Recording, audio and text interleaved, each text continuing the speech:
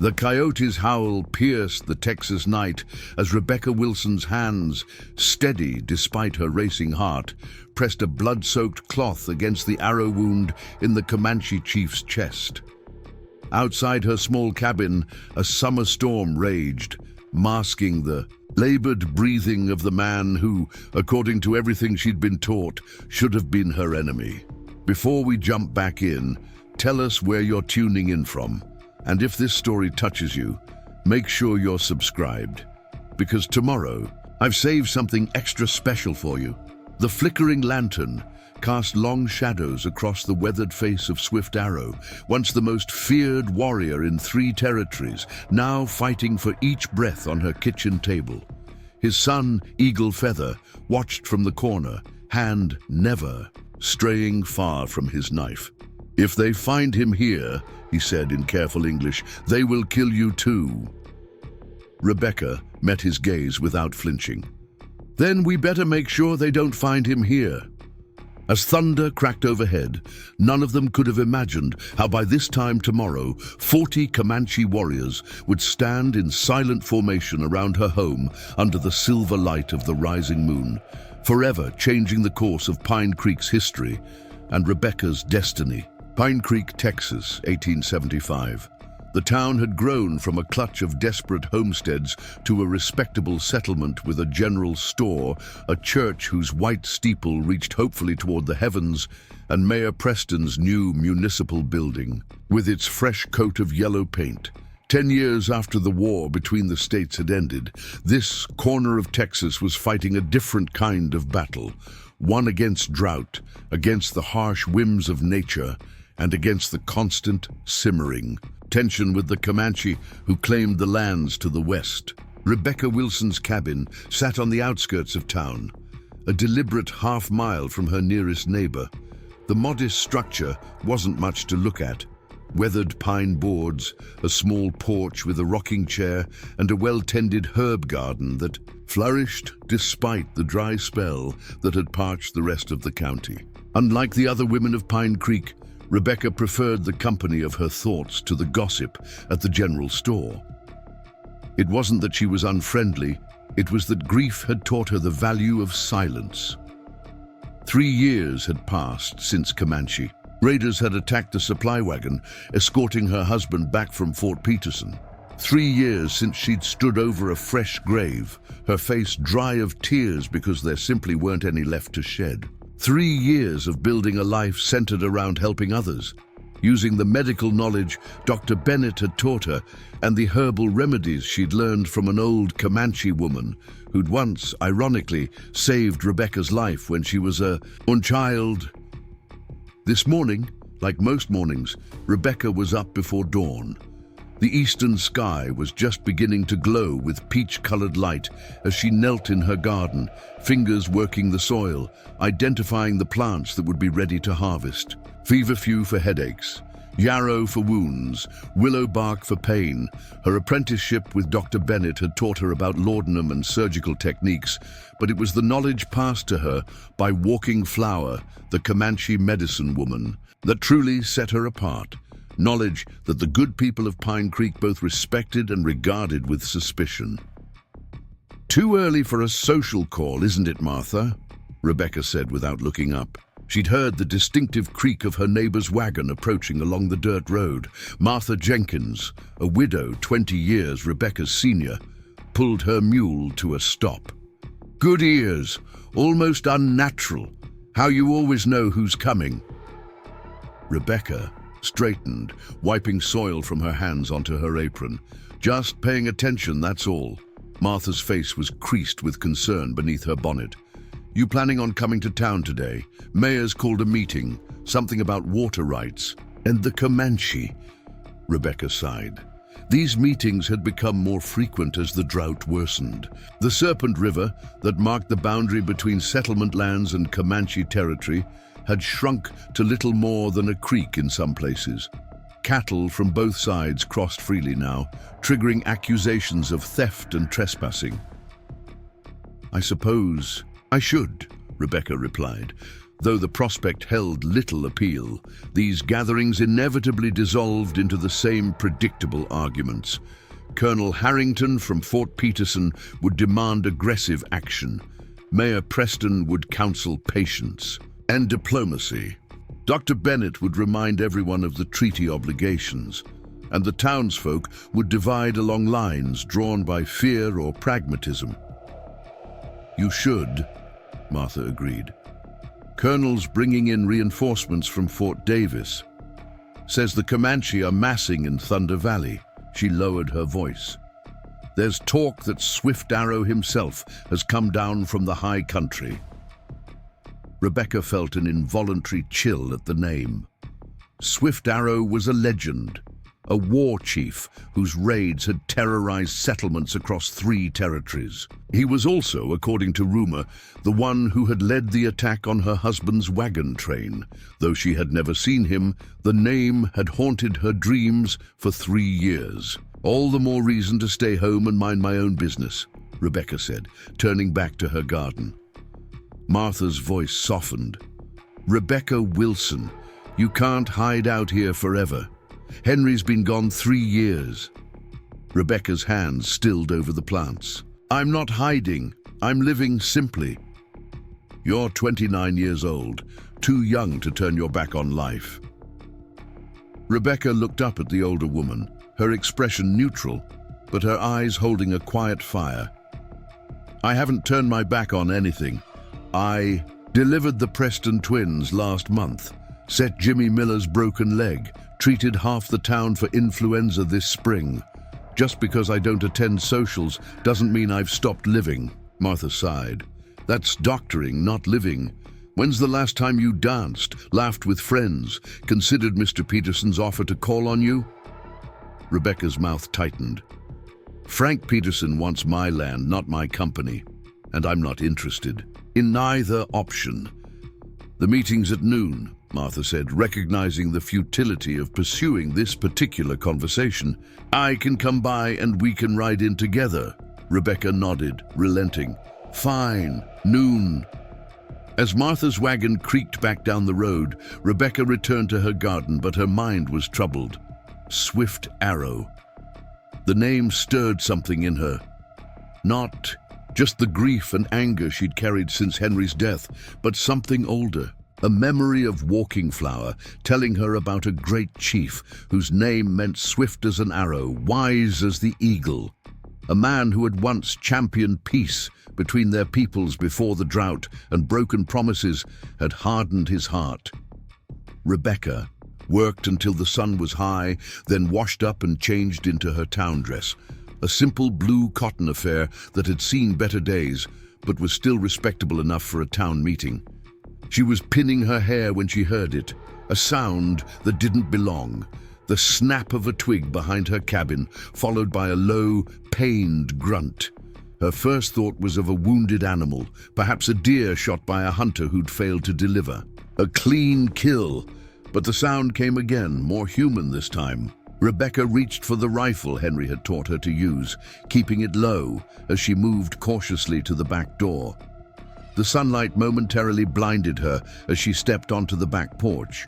Then she saw them, 2 figures at the edge of her property, where the land sloped down toward a small creek. One was upright, supporting the other who was clearly injured. They wore buckskins, not the clothes of settlers, and the feather in the standing man's hair marked him as Comanche. Rebecca raised her rifle instinctively, but didn't point it directly at them. The standing warrior saw her and froze. For a long moment, they stared at each other across 30 yards of sun-baked Texas dirt. Then the injured man collapsed, and the younger one called out something in Comanche. Rebecca hesitated. Every instinct told her to go back inside, bar the door, and wait for them to leave. These were Comanche warriors on settler land. If anyone from town saw them here, saw her interacting with them, the consequences would be severe. But the healer in her saw only a wounded man, and something else, the face of the older man, glimpsed briefly as he fell. A face she had seen before, not in life, but in the careful description Walking Flower had once given her. high cheekbones, a scar that cut across his left temple, eyes like a hawk. "Swift Arrow," she whispered, the name leaving her lips before she could stop it. The younger warrior's head snapped up at her words.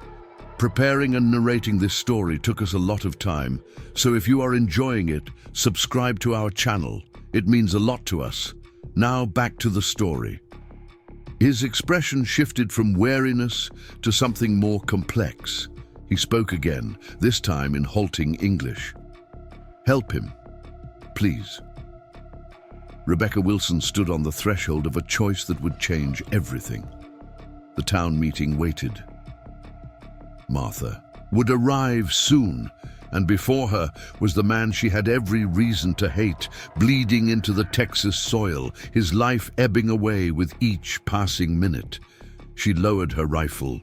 "Bring him inside," she said, the words feeling like they belonged to someone else, quickly. The young warrior, who she would soon learn was Eagle Feather, Swift Arrow's son, looked at her with momentary surprise, then nodded once. As he struggled to lift his father, Rebecca moved down the steps to help, tucking the rifle under her arm. Together they half-carried, half-dragged the unconscious chief toward her cabin. Swift Arrow was a large man, still powerful despite his years, and his weight bore down on Rebecca's shoulders. Blood from a wound in his side seeped through his buckskin shirt, staining her blue dress. She knew with the clarity that sometimes comes in moments of crisis that she would not be attending the town meeting after all. As they stepped into the dimness of her cabin, Rebecca was acutely aware that she was breaking not just town ordinances, but something deeper, an unspoken boundary. She was bringing the enemy into her home, the enemy who might well have made her a widow. Yet as a healer, she had sworn to ease suffering wherever she found it. "Put him on the table," she directed, her voice steady despite the turmoil inside. Her eagle feather complied, gently laying his father on Rebecca's kitchen table. In the better light, she could see the extent of the injury, an arrow wound, not from a Comanche bow, but from the newer steel-tipped arrows used by the Kiowa to the north. "Water," Eagle Feather said, his English better than she'd expected. "Soldiers at the river. We tried to talk. Kiowa attacked. Father took arrow meant for white officer." Rebecca looked up sharply. "What?" "Truth," Eagle Feather insisted, his dark eyes meeting hers without wavering. "Father went to speak with Blue Coat leader about water rights. Kiowa raiders came. Fighting started. Father pushed Blue Coat from Arrow Path." Rebecca's mind raced as she gathered her medical supplies. If what Eagle Feather said was true, Swift Arrow had saved a soldier's life, possibly even Colonel Harrington's, who she knew had gone to the river boundary for what he described as a show of force. It made no sense, given everything she'd heard about Swift Arrow's hatred for the military. "Why?" she asked, cutting away the chief's bloodied shirt to reveal the wound. "Why would he save a Blue Coat?" Eagle Feather watched her work, his face impassive, but his eyes missing nothing. "My father believes blood calls for more blood, death for death, but he is tired, seeks another way." He paused. The soldier would have died. Father acted without thinking. Rebecca cleaned the wound, her movements precise despite the strangeness of the situation. The arrowhead had broken off inside the flesh. Extracting it would be delicate work, and Swift Arrow was already feverish, his breathing labored. "He's lost a lot of blood," she said, "and there's infection starting. I'll need to remove the arrowhead and clean the wound thoroughly. It will be painful. Can you hold him down?" Eagle Feather nodded, moving to his father's shoulders. As Rebecca prepared her instruments, her mind continued to whirl with questions. Why had they come here, to her cabin specifically? There were other routes they could have taken back to Thunder Valley that wouldn't have brought them near settler homes. As if reading her thoughts, Eagle Feather spoke again. "Walking Flower said to come here, said Rebecca Wilson has healing hands, said she would help, even though her heart holds pain." Rebecca's hands stilled over her medical kit. Walking Flower is still alive? She is my grandmother, Eagle Feather replied simply. She speaks of you often. The white girl who listened. A complex emotion rose in Rebecca's chest, something between grief and wonder. Walking Flower had been ancient when Rebecca knew her as a child. The fact that she still lived, still remembered Rebecca, still trusted her enough to send her wounded son and grandson here, it shifted something fundamental in Rebecca's understanding of her own story. Before she could respond, Swift Arrow stirred, his eyes fluttering open. For a moment they were unfocused, clouded with pain and fever. Then they sharpened, fixing on Rebecca's face with an intensity that made her step back. He spoke, a string of Comanche words she didn't understand. Eagle Feather replied in the same language, an urgent undertone to his voice. Swift Arrow's gaze never left Rebecca's face. He spoke again, this time in heavily accented but clear English. Henry Wilson's wife. Rebecca felt as though the floor had dropped from beneath her feet. Her voice, when she found it, was barely above a whisper. You knew my husband. Swift Arrow's face showed a flash of what might have been regret. Brave man. Fought well. He grimaced in pain. Not my arrow that took him. Kiowa raiders, wearing our dress. I tried to stop. Rebecca's world tilted on its axis. For 3 years, she had lived with the certainty that Swift Arrow had led the raid that killed Henry. It had been reported by the military, repeated by survivors, accepted as fact. And now, the man himself lay bleeding on her table, claiming a different truth. Why should I believe you? She asked, her voice stronger now, edged with the anger that had sustained her through years of grief. Swift Arrow's eyes held hers, clear, despite his pain. No reason, but I speak truth. Kiowa dressed as Comanche, wanting to blame us. I tried to stop. Too late for your husband. Not too late for peace. He coughed, blood speckling his lips. If I die, more blood will follow. My people will blame settlers. Your people will celebrate. The killing will continue. Rebecca stood frozen, her healer's instincts at war with 3 years of carefully nurtured grief and anger. Eagle Feather watched her, his hand still on his father's shoulder, his expression revealing nothing of his thoughts. From outside came the distant sound of wagon wheels. Martha, coming to collect her for the town meeting. In moments, her neighbor would discover Comanche warriors in Rebecca's home. News would spread. The tentative peace would shatter. Swift Arrow seemed to hear it too. Send us away if you must, he said, his voice weakening. But know this, I did not kill your husband, and my death will not bring him back.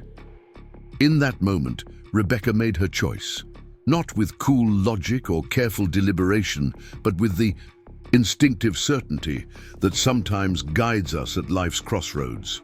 Martha, she called, stepping quickly to the front door. I'm feeling poorly. Won't make it to town today after all. Would you let the mayor know? Martha's wagon was still, 100 yards off. The older woman waved in acknowledgement, clearly disappointed, but not suspicious. You need anything? I can stop by after the meeting. No, Rebecca called back, forcing a smile. Just need rest. I'll be fine tomorrow. As Martha turned her wagon around, Rebecca closed the door and leaned against it, her heart pounding. Then she straightened, turned, and returned to the kitchen, where the Comanche chief and his son waited. I'll need hot water, she said to Eagle Feather, her voice cool and professional once more. And find the willow bark in that cabinet. We have work to do.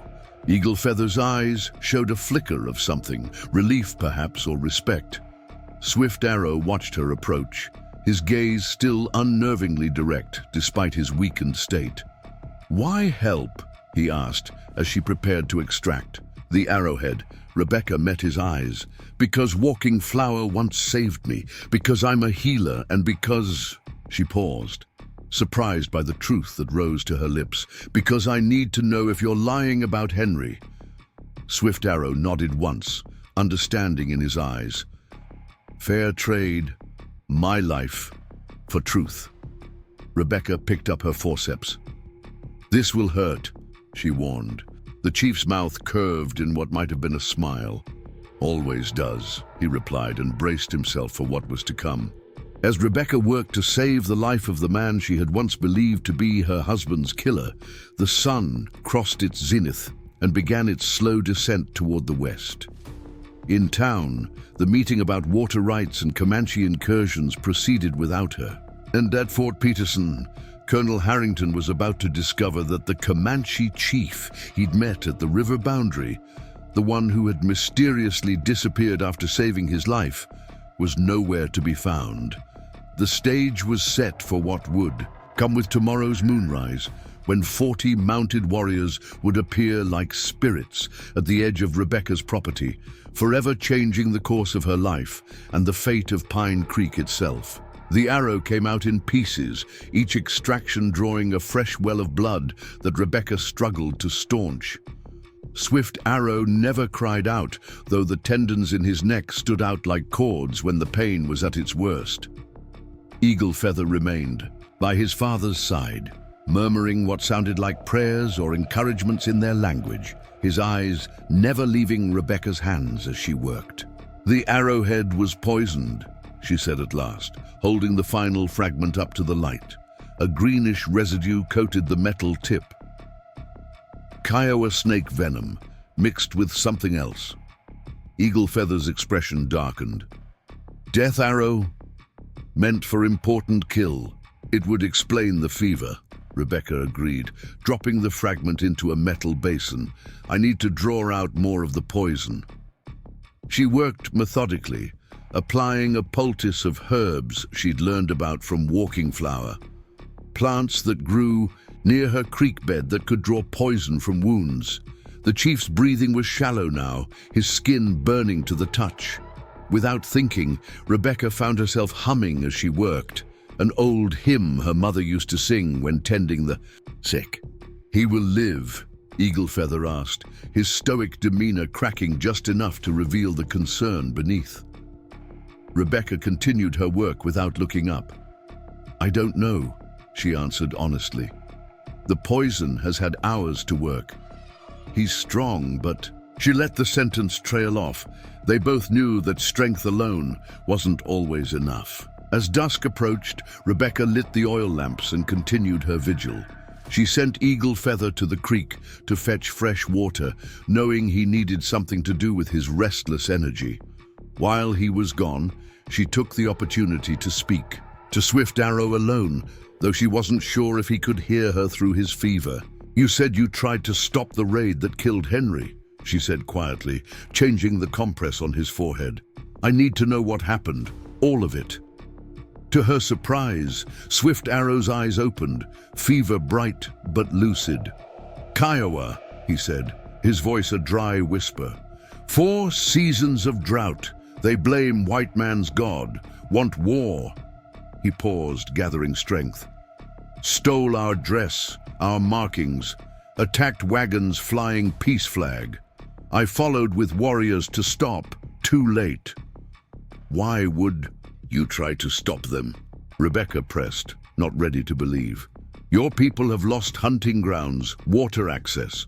Why protect settlers?" A ghost of a smile touched Swift Arrow's cracked lips. "Old man sees differently than young warrior. I fought many battles. Saw many die. What remains? Only more graves, more hatred," he coughed, wincing. "Your husband, he spoke Comanche words, offered water to wounded boy. Good man." Rebecca felt a tightness in her throat. It sounded like Henry, always ready with a kind word or helping hand, even to those others feared or hated. He had learned a few Comanche phrases from her, gleaned from her childhood encounters with walking flower. "If what you say is true," she said carefully, "why has no one ever told this version? The army, the survivors, they all blamed Comanche raiders." Swift Arrow's eyes held a weary knowledge. Easier to blame known enemy. Comanche closer than Kiowa. And your blue coat leader? He broke off, another spasm of pain crossing his features. Colonel Harrington, Rebecca supplied. Swift Arrow nodded weakly. He knows truth. Kiowa offered him horses, women to look away, to blame Comanche. The accusation was so enormous that Rebecca almost laughed in disbelief. You're saying Colonel Harrington took a bribe to falsely blame your people? That's truth! Eaglefeather interrupted from the doorway, water bucket in hand. He'd returned silently, catching the end of their conversation. Father saw him take payment. That is why Blue Coat Leader wants my father dead. Why he lies about Comanche breaking treaty. Rebecca sat back, mind reeling. It seemed impossible. And yet, there had always been something about Harrington that struck her as false. His convenient arrivals after raids, his insistence on military action against the Comanche despite the mayor's diplomacy efforts, the way he had looked almost disappointed when periods of peace took hold. Even if I believed this, she said slowly, what difference does it make? Now, Henry is still dead.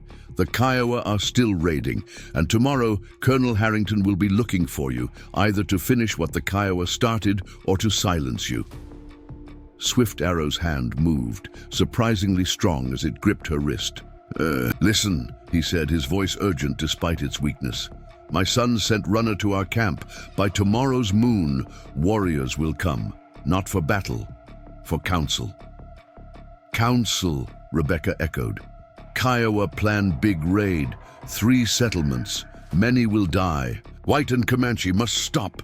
His grip tightened. Need white healer who knows Comanche ways. Need someone town trusts. Need you. Rebecca gently removed his hand from her wrist. I'm just a widow who knows some medicine. The town barely tolerates me. What could I possibly do? Eaglefeather stepped forward, setting down the water bucket. Tell truth. Show them my father, enemy, who saved Blue Coat Leader. Prove Kiowa a true threat.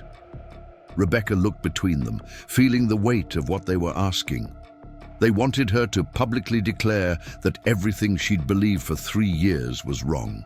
To challenge Colonel Harrington, a man with both military authority and the town's respect. To stand between peoples who had generations of bloodshed between them. You're asking the impossible, she said quietly. Swift Arrow's eyes were closing. Again, the brief moment of lucidity passing as the fever reclaimed him. Impossible, he murmured, like white girl learning Comanche medicine, like enemy saving enemy at river. His voice faded to almost nothing. Like widow healing man she should hate.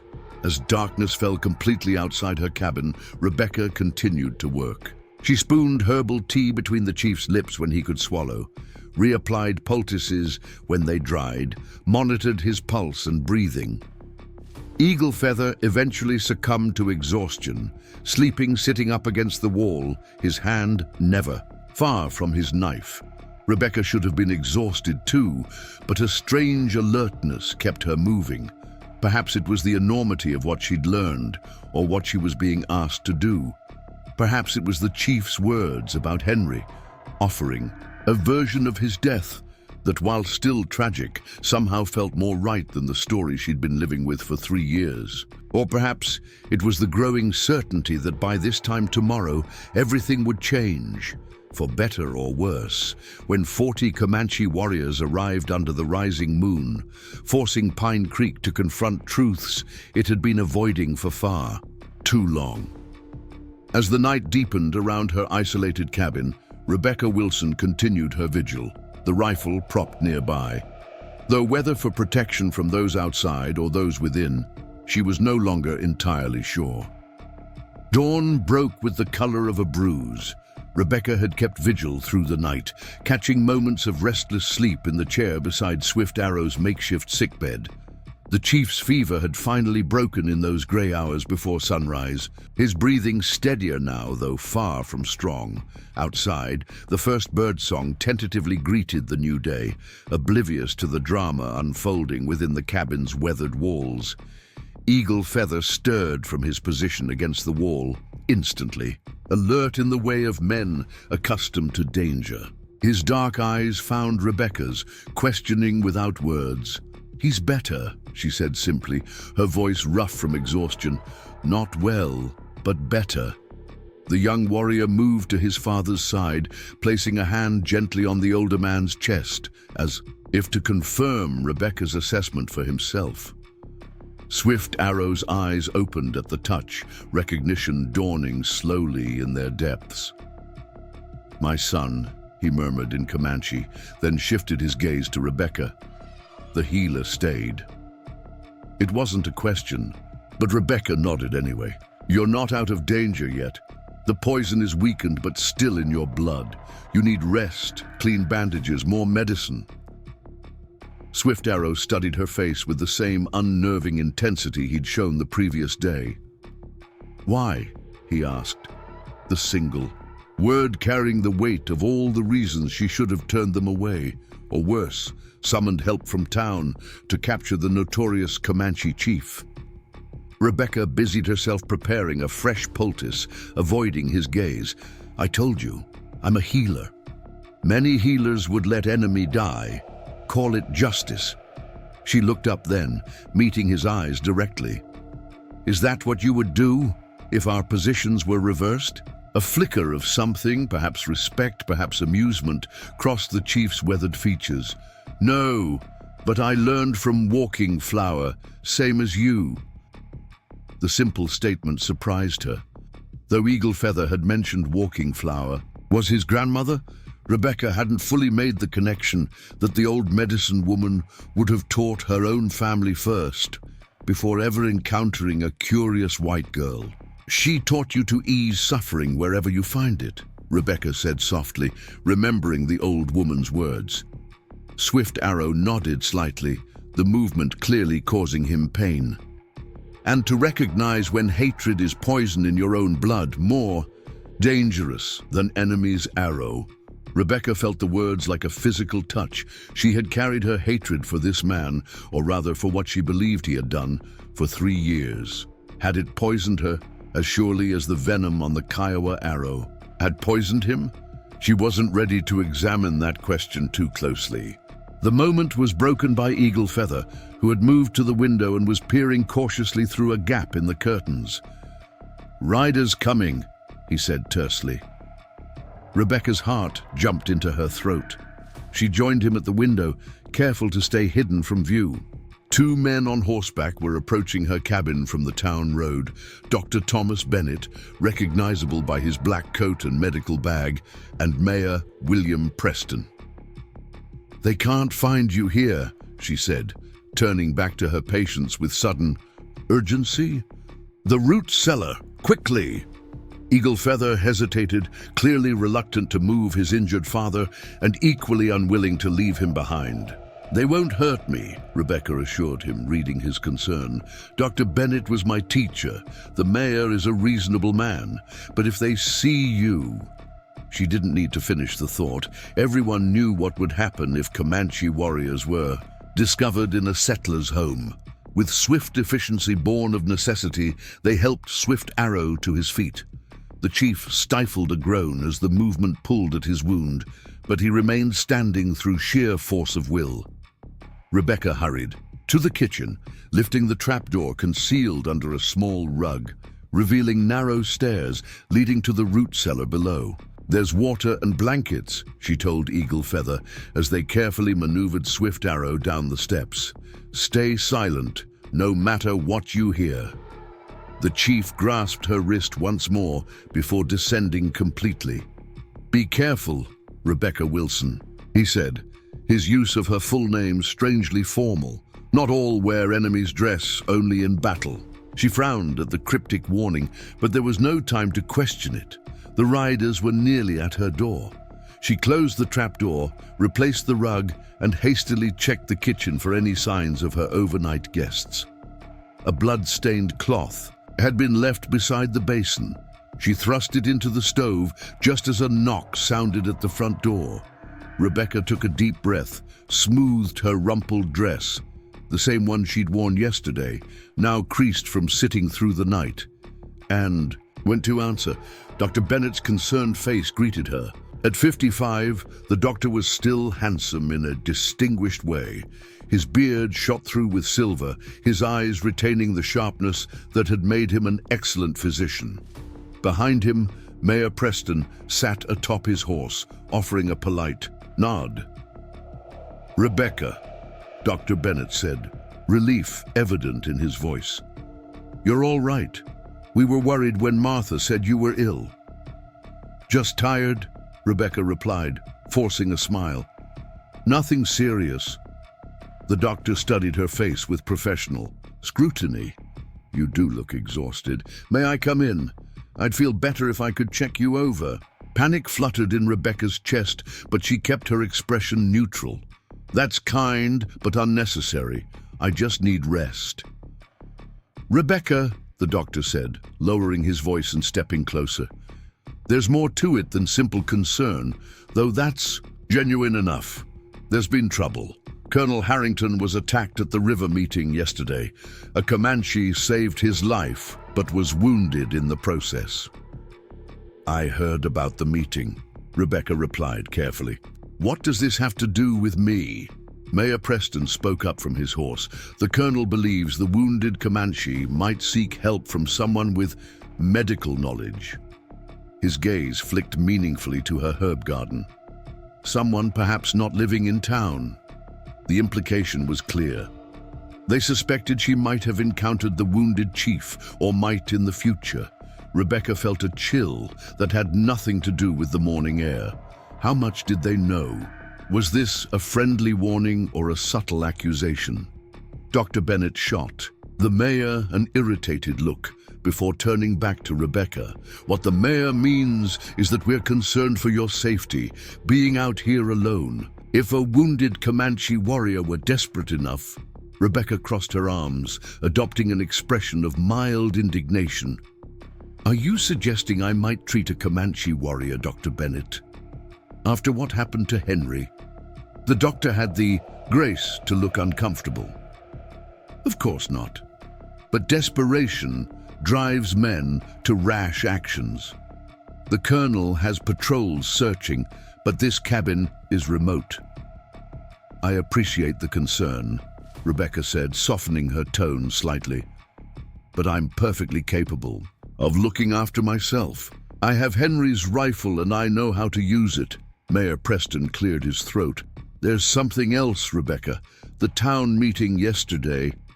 Decisions were made." Rebecca tensed. "What kind of decisions?" "The water situation is becoming critical. Colonel Harrington convinced the town council to authorize the damming of Serpent Creek where it feeds into Thunder Valley." The mayor at least had the decency to look troubled by this. "Work begins today." Rebecca stared at him in disbelief. "That creek is the Comanche's main water source. The treaty specifically protected their water rights. Technically, the treaty only mentions Serpent River itself, not the tributary creeks," Mayor Preston replied, though his tone suggested he didn't entirely believe in the distinction. "The colonel assures us it's perfectly legal." "Legal doesn't make it right," Rebecca said sharply, forgetting momentarily to hide her true feelings. "That dam will leave the Comanche with almost no water for their camps and horses." Dr. Bennett gave her a warning look, but it was too late. Mayor Preston's expression had already shifted from apologetic to suspicious. "That's precisely the kind of thinking that concerns the colonel," he said, studying her more intently. "A surprising amount of sympathy for people who killed your husband." Rebecca felt heat rise in her face, partly from anger at the manipulation, partly from fear that she'd revealed too much. "I don't have sympathy for killers, Mr. Mayor, but I do believe in honoring agreements. My husband would have said the same." An uncomfortable silence stretched between them. Rebecca was acutely aware of Swift Arrow and Eagle Feather just feet below them, likely hearing every word of this exchange. Finally, Dr. Bennett broke the tension. "Well, regardless of politics, I came to check on your health. If you insist you're fine, we won't intrude further." He reached into his medical bag and handed her a small glass bottle. "Laudanum, in case. Your tiredness includes pain. And Rebecca," he added quietly, "my door is always open if you need anything at all." Something in his tone made her wonder if the doctor suspected more than he was letting on. Had he noticed something? A bloodstain she'd missed, the smell of the poultice, perhaps even the sound of movement from below. Thomas Bennett had been her mentor, almost a father figure after her own had passed. He knew her better than anyone in Pine Creek, but where did his loyalties ultimately lie? "Thank you, Doctor," she said, taking the bottle. "I'll remember that." As the two men prepared to leave, Mayor Preston turned his horse but paused. "One last thing, Rebecca. Colonel Harrington mentioned he'd be calling on you later today. Something about discussing additional protection for outlying properties." His eyes conveyed a message, his words did not. "Be careful." Rebecca nodded, her mouth suddenly dry. "I'll expect him then." When they had ridden out of sight, Rebecca closed the door and leaned against it, her heart pounding. Colonel Harrington coming here. The man who, if Swift Arrow was to be believed, had taken Kiowa bribes to blame the Comanche for raids they didn't commit. The man whose life Swift Arrow had saved at the river, only to be wounded by a poisoned arrow, meant for the colonel. And now he was coming here ostensibly to discuss protection. She moved quickly to the kitchen and lifted the trapdoor. Eagle Feather emerged first, his face grim, followed more slowly by Swift Arrow, who needed help navigating the narrow stairs. "You heard?" she asked unnecessarily. Eagle Feather nodded. "The dam. It will bring war. Many will die. And Harrington." "In comes here," Swift Arrow added, easing himself back onto the chair Rebecca had prepared. "Not for protection, for silencing." A cold clarity settled over Rebecca. "He knows you're here, or at least he suspects." "Martha Jenkins," Eagle Feather said. "She saw tracks near your garden when she turned wagon." Rebecca thought back to Martha's visit the previous day, how she'd arrived unexpectedly, claimed to have news about Swift Arrow being in the area. Had that been a pretense to check Rebecca's property? Martha, who had been nothing but kind to her since Henry's death. "No," she said, shaking her head. "Martha wouldn't betray me." "Not you," Swift Arrow said wearily. "Her son works at Fort, loyal to Blue Coat leader." Rebecca hadn't considered that connection. Martha's son David did, work as a clerk at Fort Peterson. If Martha had seen something suspicious and mentioned it casually to her son, "We must go," Eagle Feather said decisively, "before Blue Coat comes." Swift Arrow struggled to sit more upright. "No, the dam must be stopped. The truth must be told. If we run, more blood flows." He looked at Rebecca. "You believe me about your husband?" Rebecca hesitated. Part of her wanted desperately to believe that Henry had died, showing kindness, not hatred.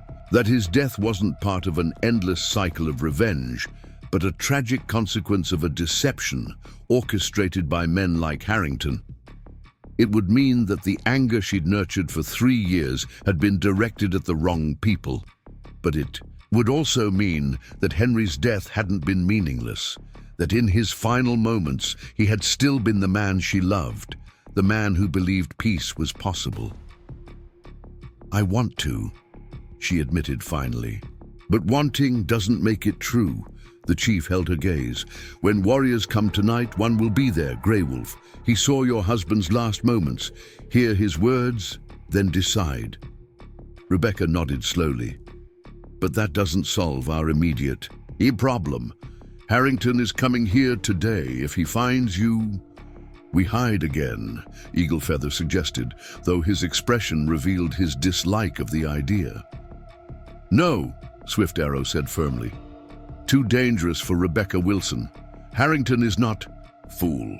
He will search." Rebecca paced the small kitchen, mind racing. Swift Arrow was right. Harrington would be thorough. The root cellar wouldn't remain a secret if he decided to really look, and if he found a Comanche chief in her home.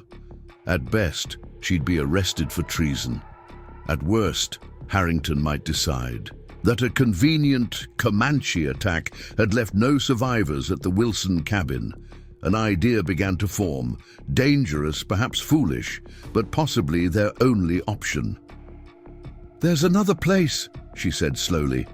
"The sacred spring in Whispering Pines. It's a mile from here through the woods. Hard to find if you don't know it's there." Eagle Feather's expression brightened. "I know this place, holy water, healing place.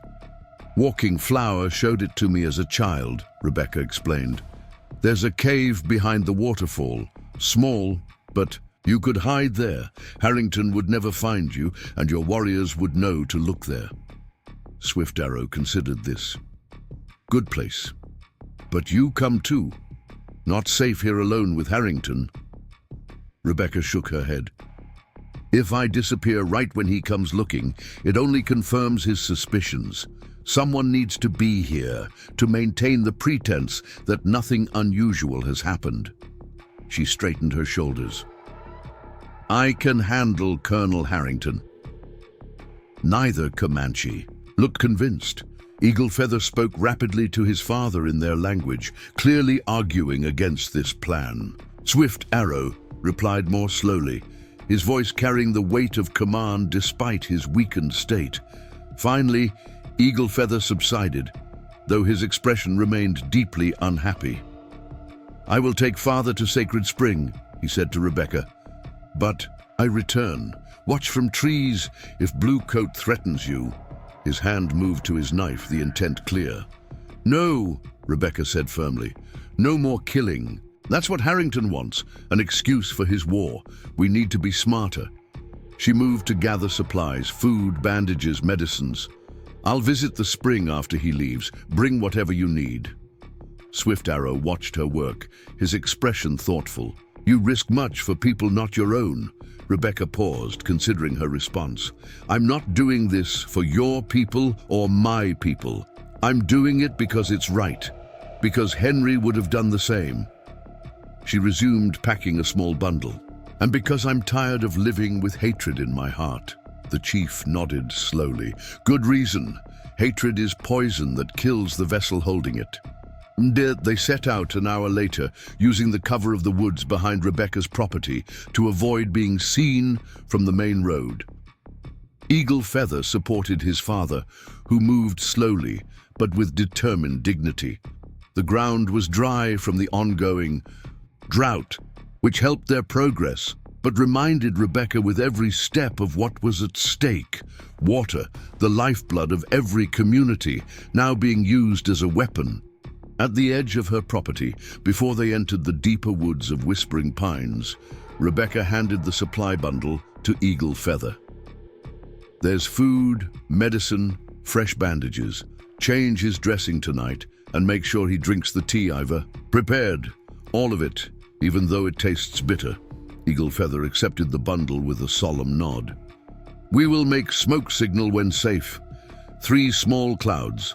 Look for it after Bluecoat leaves." Swift Arrow, who had been conserving his strength, spoke up. "Rebecca Wilson, if I do not survive—" "Don't," she interrupted. "Save your strength for healing, not goodbyes." A ghost of a smile touched his lips. "Not goodbye, promise. Tell my warriors what you have learned. About Harrington, about Kiowa raids. Truth must live, even if I do not." Rebecca felt the weight of this request. He was entrusting her, a white settler woman who until yesterday had believed him responsible for her husband's death, with his people's future, with the truth that could prevent bloodshed or ensure it, depending on how it was used. "I promise," she said simply. Eagle Feather watched this exchange, then spoke. "We go now. Remember, 3 smoke clouds. "If you do not come by sunset, I'll be there," Rebecca assured him. "Now go, before someone sees us." She watched until they disappeared among the trees, Swift Arrow's proud figure moving slowly but steadily beside his son. Then she returned to her cabin to prepare for Colonel Harrington's visit, her mind filled with possibilities both hopeful and terrifying. The cabin seemed unnaturally quiet with the Comanche gone. Rebecca set about removing any remaining evidence of their presence, washing blood-stained cloths, setting her medical instruments to soak in alcohol, airing out the room. As she worked, she rehearsed what she would say to Harrington, how she would behave. She needed to appear normal, perhaps a bit withdrawn, as would be expected of a woman still grieving her husband, but not suspicious. By midday, the cabin was spotless, and Rebecca had changed into a fresh dress, a practical brown cotton that had been one of her favorites before Henry's death. She rarely wore it now, preferring the somber blues and grays that the town expected of a widow. But today, she needed the comfort of something familiar, something that reminded her of happier times. She had just put water on to boil for tea when the sound of approaching horses reached her. More than one rider. Harrington hadn't come alone. Rebecca moved to the window and felt her blood turn cold. The colonel had brought 5 soldiers with him, all armed, their expressions grim behind the dust of the trail. Harrington himself rode at their head, resplendent in his blue uniform with its polished brass buttons. At 40, he was still handsome, in a harsh way, his moustache neatly trimmed, his posture military straight in the saddle. He had come to Pine Creek 2 years ago, after distinguished service in the war between the states, and had quickly established himself as the town's most eligible bachelor. He had made his interest in Rebecca clear almost immediately, despite, or perhaps because of, her recent widowhood. She had rebuffed him politely but firmly each time, to the scandal of many in town who thought the colonel's attention a high honor. In truth, something about James Harrington had always disturbed her, a coldness behind his courtly manners, a calculation in his eyes when he thought no one was watching. Now, knowing what Swift Arrow had told her about his dealings with the Kiowa, those instincts seemed validated, but she could not let him see that.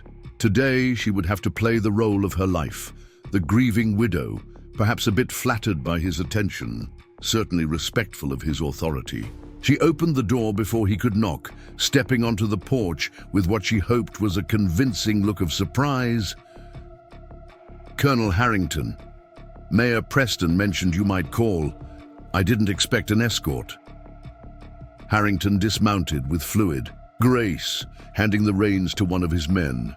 He removed his hat and offered Rebecca a smile that didn't quite reach his eyes. "Mrs. Wilson, always a pleasure. These troubled times call for caution, I'm afraid. May I?" He gestured toward the open door. Rebecca stepped aside, allowing him to enter while trying to ignore the prickle of fear along her spine. "Of course, I've just put water on for tea." "Always so hospitable," Harrington remarked, stepping into the cabin and surveying it with a sweeping glance that Rebecca knew missed nothing. His men remained outside, taking up positions around the cabin. "The mayor mentioned something about protection for outlying properties," Rebecca said, moving to the kitchen to prepare the tea. Keeping her hands busy would help hide their slight tremor. "Though I can't imagine why my humble cabin would warrant the attention of the colonel himself." Harrington followed her, leaning against the doorframe in a casual pose that nonetheless, he blocked the exit. "You undersell yourself, Mrs. Wilson. Your skills as a healer are well known, and your unique knowledge makes you particularly valuable." The way he emphasized unique knowledge sent another chill through her. He was referring to what she had learned from Walking Flower, knowledge that some in town viewed with suspicion as bordering on pagan or savage. "I'm not sure what you mean, Colonel," she replied, carefully measuring tea leaves. "Come now, Rebecca. May I call you Rebecca?" He didn't wait for permission. "We both know you have certain abilities that others in Pine Creek lack. Abilities that might be attractive to someone in need of discreet medical attention." She turned to face him, keeping her expression neutral. "Are you referring to Dr. Bennett's teaching or my work with herbs, Colonel? Either way, I use what knowledge I have to help those in need. I would think that commendable. Indeed, most commendable." His smile remained fixed as he moved further into the kitchen. "And if those in need happen to be enemies of the United States, would your compassion extend so far?" The directness of the question caught her off guard. He wasn't bothering with subtlety anymore. "I don't understand what you're asking," she said, playing for time. "Who specifically are you suggesting might seek my help?" Harrington's eyes narrowed slightly. "Perhaps a wounded Comanche chief, one who disappeared after taking an arrow at the river boundary yesterday?" Rebecca allowed genuine surprise to show. On her face, not at the accusation itself, but at his boldness in making it. "You can't be serious. You think I would help a Comanche warrior after what they did to Henry?" "What they supposedly did to Henry," Harrington corrected smoothly. "Grief can play strange tricks on the mind, Rebecca. Sometimes we begin to question what we once believed certain." The kettle began to whistle, a shrill counterpoint to the tension in the room. Rebecca turned to remove it from the heat, using the moment to compose herself. He was toying with her, she realized. He didn't know for certain that Swift Arrow had been here, but he strongly suspected it. And now he was watching for any reaction that would confirm those suspicions. "My grief hasn't addled my mind, Colonel," she said crisply, pouring the hot water into the teapot. "If you've come to accuse me of harboring enemies, you might as well speak plainly." Harrington chuckled, the sound devoid of actual humor. "Not an accusation, merely a concern. You live alone, far from town, perfect target for a desperate man." He accepted the cup of tea she offered, though he didn't drink.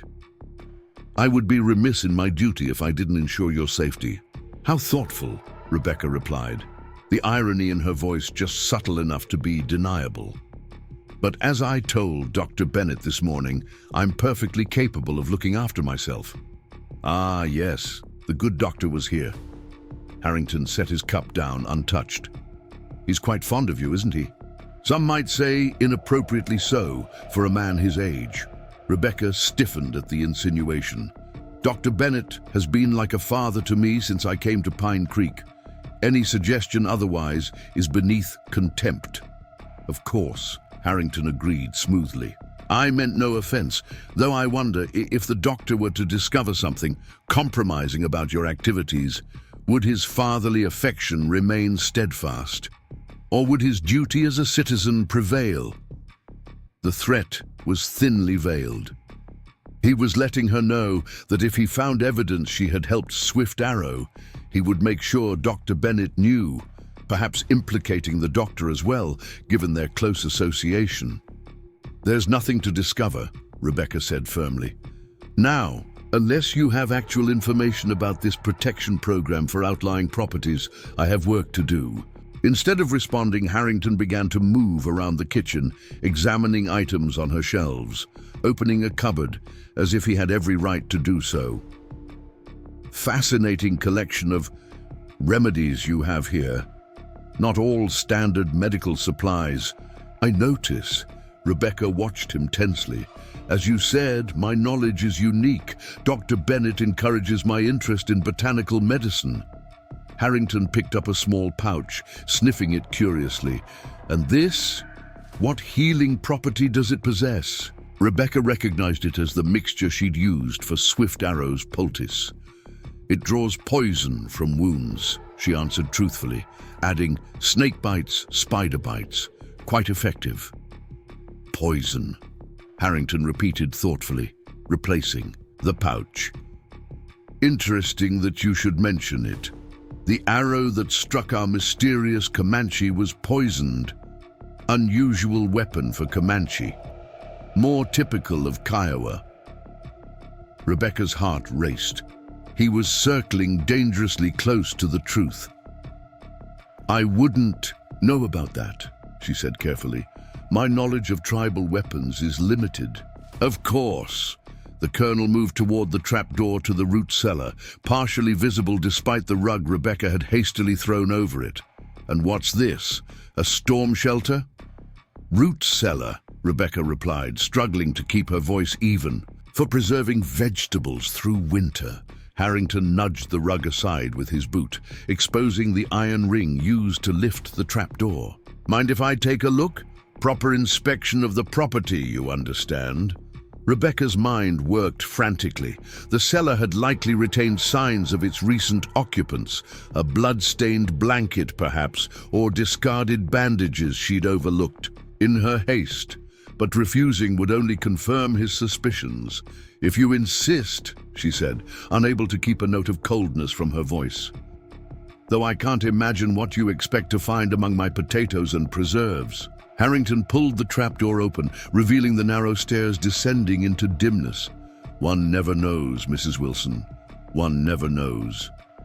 He drew his pistol before descending, a gesture that struck Rebecca as unnecessarily theatrical, unless he truly believed Swift Arrow might still be hiding below. She watched from above, hands clenched at her sides, as the colonel methodically searched the small space, moving barrels and crates, examining the dirt floor for signs of disturbance. After what seemed an eternity, he climbed back up, holstering his weapon. His expression was unreadable. "Quite a tidy cellar," he remarked, "though I did find this." He held up a single eagle feather, its tip stained dark with what could have been blood. "Unusual item for a root cellar, wouldn't you say?" Rebecca's breath caught. Eagle feather must have lost it during their hasty exit. "Birds find their way. In some times," she said, the explanation sounding weak even to her own ears. "The window was broken last month. I haven't had time to repair it properly." "Indeed?" Harrington twirled the feather between his fingers. "You know, Rebecca, I've always admired your resilience. Most women, having suffered what you have, would have returned east to family. But you stayed, made a life here. Admirable." His voice hardened. "Unless there were other reasons to remain. Unfinished business, perhaps." Rebecca frowned, genuinely, confused by this turn in the conversation. What other reason would I have to stay in a place that holds such painful memories? Harrington stepped closer, close enough that she could smell the tobacco on his breath. "Perhaps to continue work your husband began. Work with the Comanche that went beyond mere neighborliness?" A cold realization dawned on Rebecca. This wasn't just about Swift Arrow's recent presence in her home. Harrington was suggesting something far more serious, that Henry, and by extension she herself, had been actively collaborating with the Comanche. It was a charge that could lead to imprisonment, even hanging in these troubled times. "My husband was a freight driver," she said, her voice steady despite her racing heart. "Nothing more." "Was he?" Harrington's smile was cold. Strange, then, that he was found with papers in Comanche language, papers that suggested knowledge of military movements, papers that vanished from evidence before his burial. Rebecca stared at him, genuinely shocked. This was something she had never heard, not from Dr. Bennett, not from Martha, not from anyone in Pine Creek who had spoken of Henry's death. "That's a lie," she whispered. "Is it?" Harrington set the feather down on her table.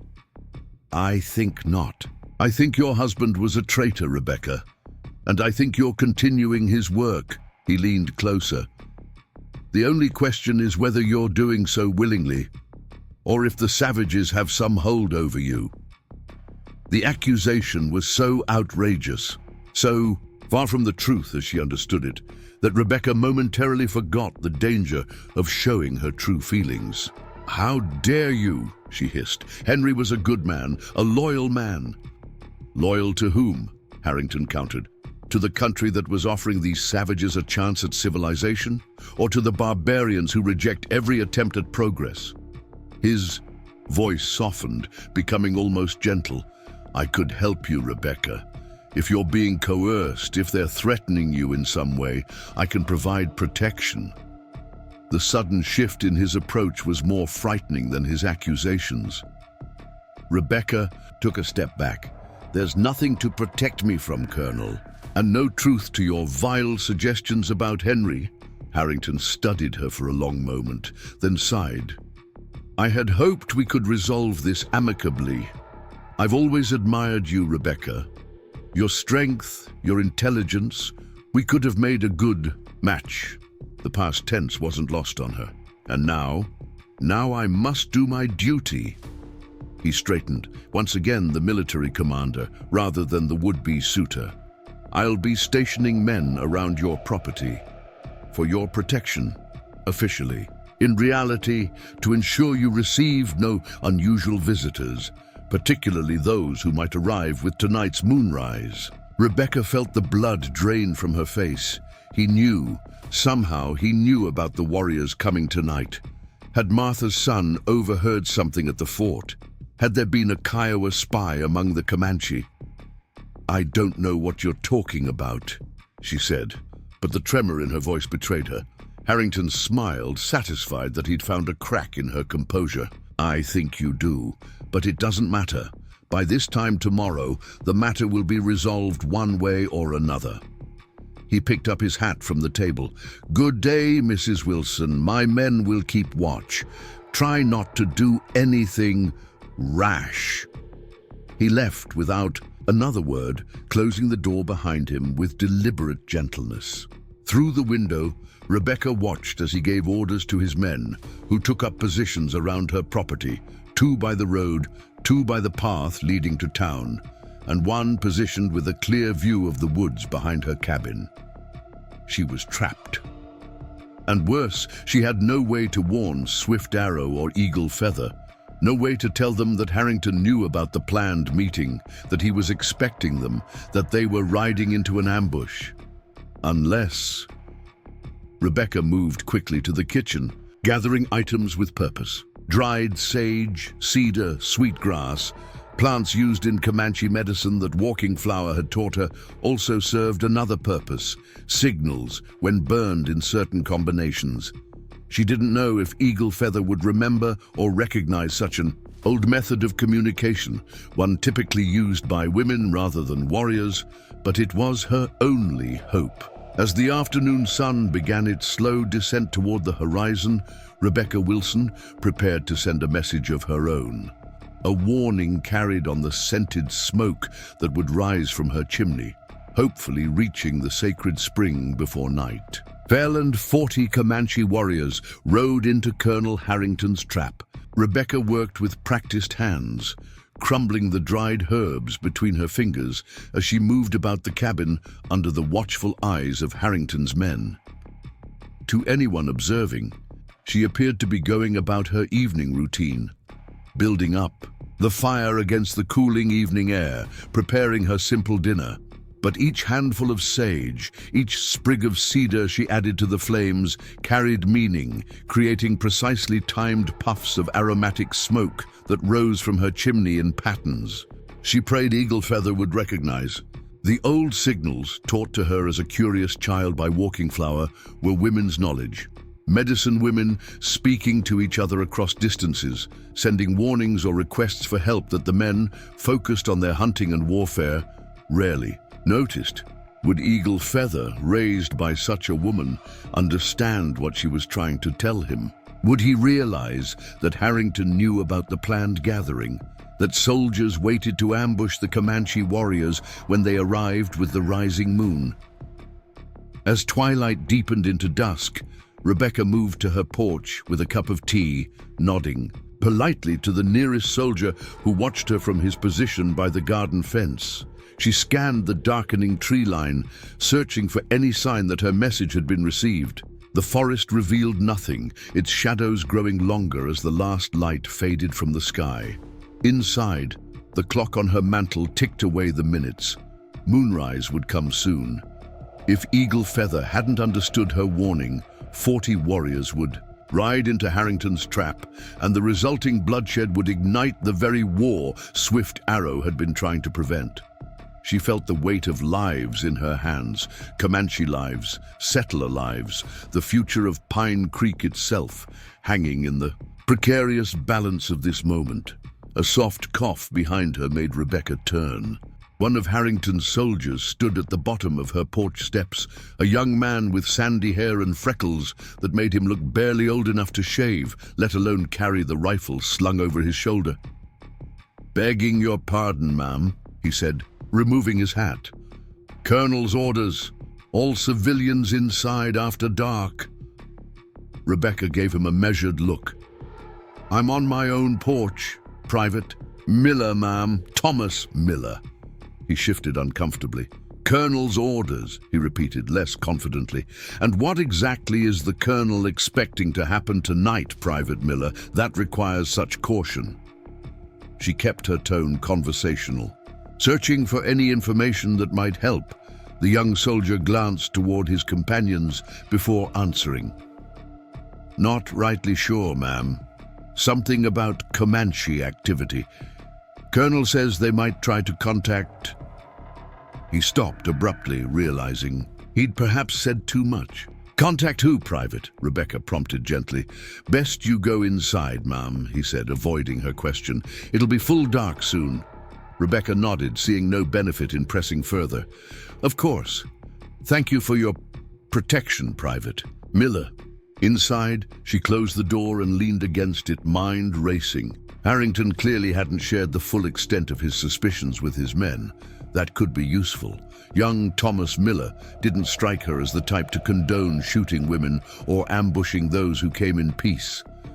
If things went badly, perhaps, there would be witnesses not entirely loyal to Harrington's version of events. The last light faded from the windows.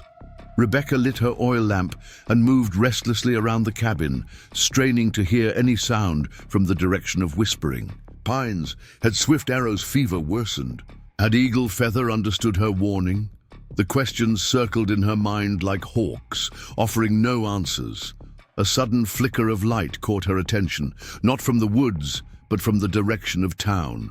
Torches, moving along the road toward her cabin. Rebecca's heart sank. More soldiers, perhaps, or worse, townspeople, coming to witness whatever Harrington had planned. She moved to the window, peering carefully through the thin curtain. It was indeed a group from town, but smaller than she'd feared.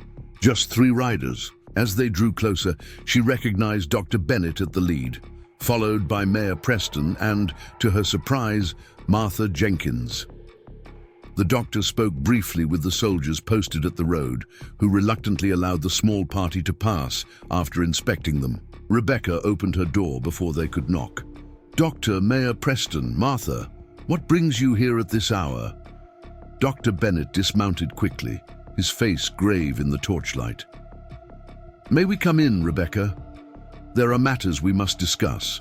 Urgently, she hesitated only briefly before stepping aside. Whatever their purpose, it had to be significant for these 3 to brave the night journey with Harrington's men watching. Of course. Once inside, with the door firmly closed, the atmosphere shifted.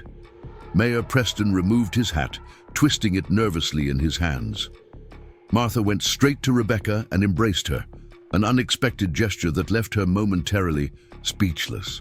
"I'm so sorry, child," the older woman whispered. "I never meant for any of this to happen." Rebecca gently disentangled herself, confusion evident on her face. "What are you talking about? What's happened?"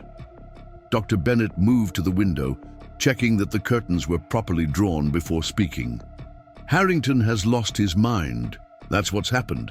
He's convinced the town council that there's going to be a Comanche attack tonight. He's positioned men not just around your property, but throughout Pine Creek. They have orders to shoot on sight any Comanche they encounter." Rebecca felt the blood drain from her face. "But he can't."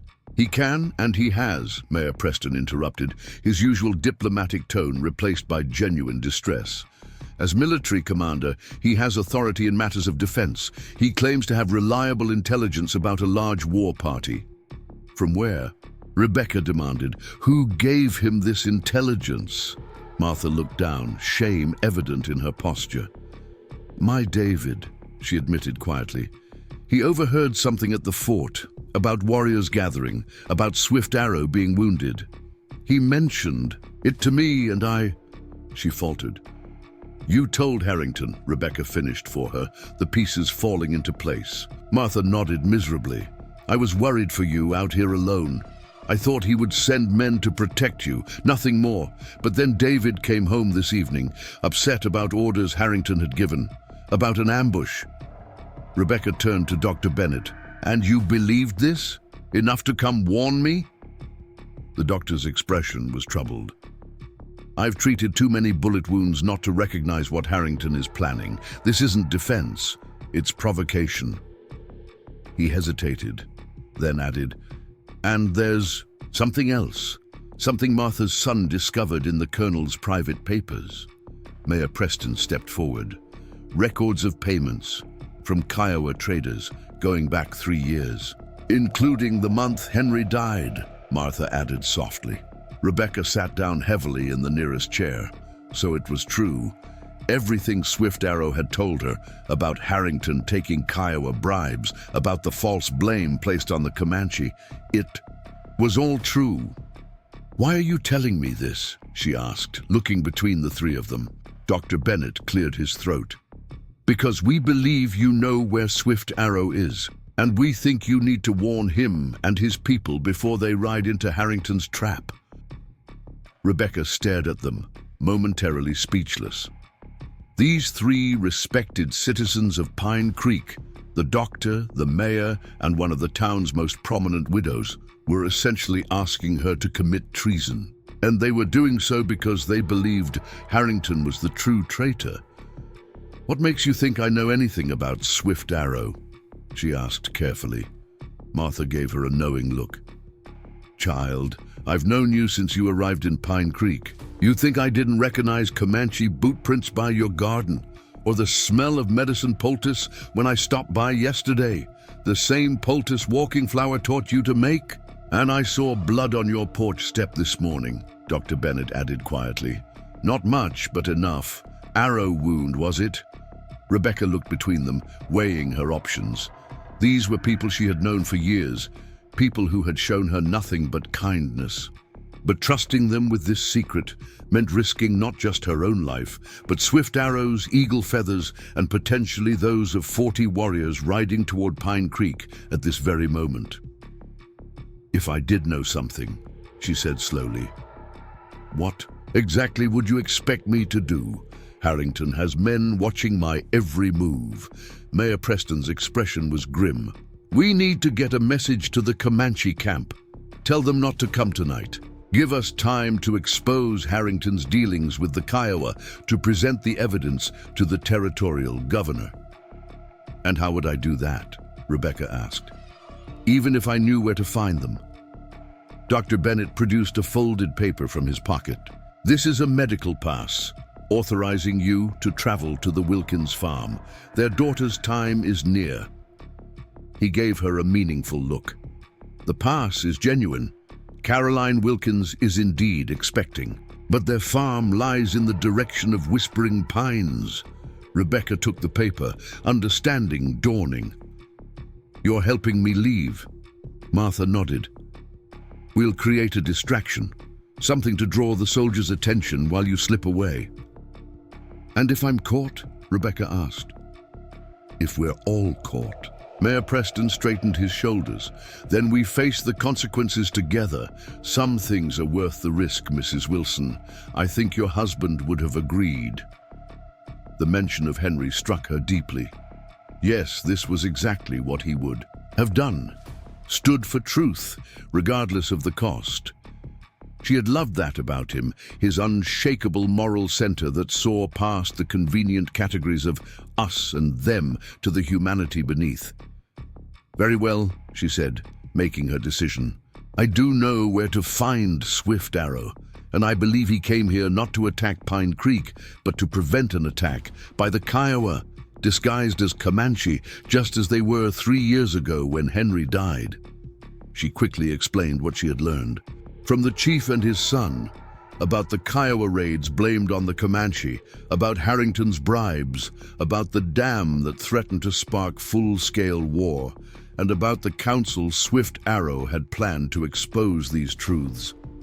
"It makes a terrible kind of sense," Dr. Bennett said when she finished. "The patterns of the raids never quite matched what we know of Comanche tactics. They were too indiscriminate, too brutal, even for wartime. And Harrington's insistence on military action, even when diplomatic solutions were working," Mayor Preston added thoughtfully. "Always pushing for more troops, more weapons." "War is profitable for some," Martha observed grimly, "while peace only serves the people." A sudden commotion outside interrupted their planning. Shouts from Harrington's men, the sound of horses approaching at speed. Rebecca moved to the window, peering carefully through the curtain. "It's Harrington," she whispered, "with more men." Dr. Bennett joined her at the window, his expression darkening. "At least 20 soldiers, and they're armed for battle, not patrol. He's not waiting for the Comanche to come to him," Mayor Preston realized aloud. "He's going after them." Rebecca's blood turned to ice. "He knows where they are. Somehow he's discovered the sacred spring." Martha crossed herself. "Sweet Lord above, it'll be a massacre." There was no time for careful planning now. Rebecca moved quickly, gathering her medical bag, a shawl, and Henry's pistol from its hiding place in a kitchen cabinet. "We need to create that distraction now," she told them urgently, "before they reach Whispering Pines." Mayor Preston hesitated only briefly before nodding. "Dr. Bennett and I will confront Harrington directly. Demand to know his legal authority for mounting an armed expedition against people who have not attacked. He'll arrest you," Rebecca warned. "Precisely," the mayor replied grimly. "And while he's dealing with the political complications of arresting a town mayor and the only doctor for 50 miles, you and Martha will slip away." Martha looked startled. "Me? I'm coming with you?" "You know these woods as well as I do," Rebecca told her, "and 2 women traveling together draw less suspicion than one alone, especially at night." Dr. Bennett squeezed Rebecca's shoulder. "Be careful, both of you. And Rebecca, if it comes to violence." "I know," she said softly.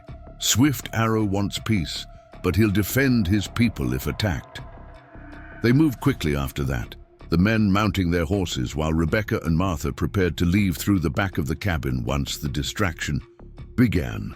Their plan was simple but dangerous.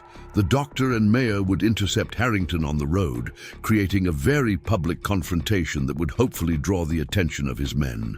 Rebecca embraced Dr. Bennett briefly before he left. "Thank you," she whispered. "Henry would be proud of you." The doctor's eyes were damp as he replied, "He'd be prouder of you, my dear. Now go, save lives. It's what we both dedicated ourselves to, isn't it?" Minutes later, they heard the confrontation begin.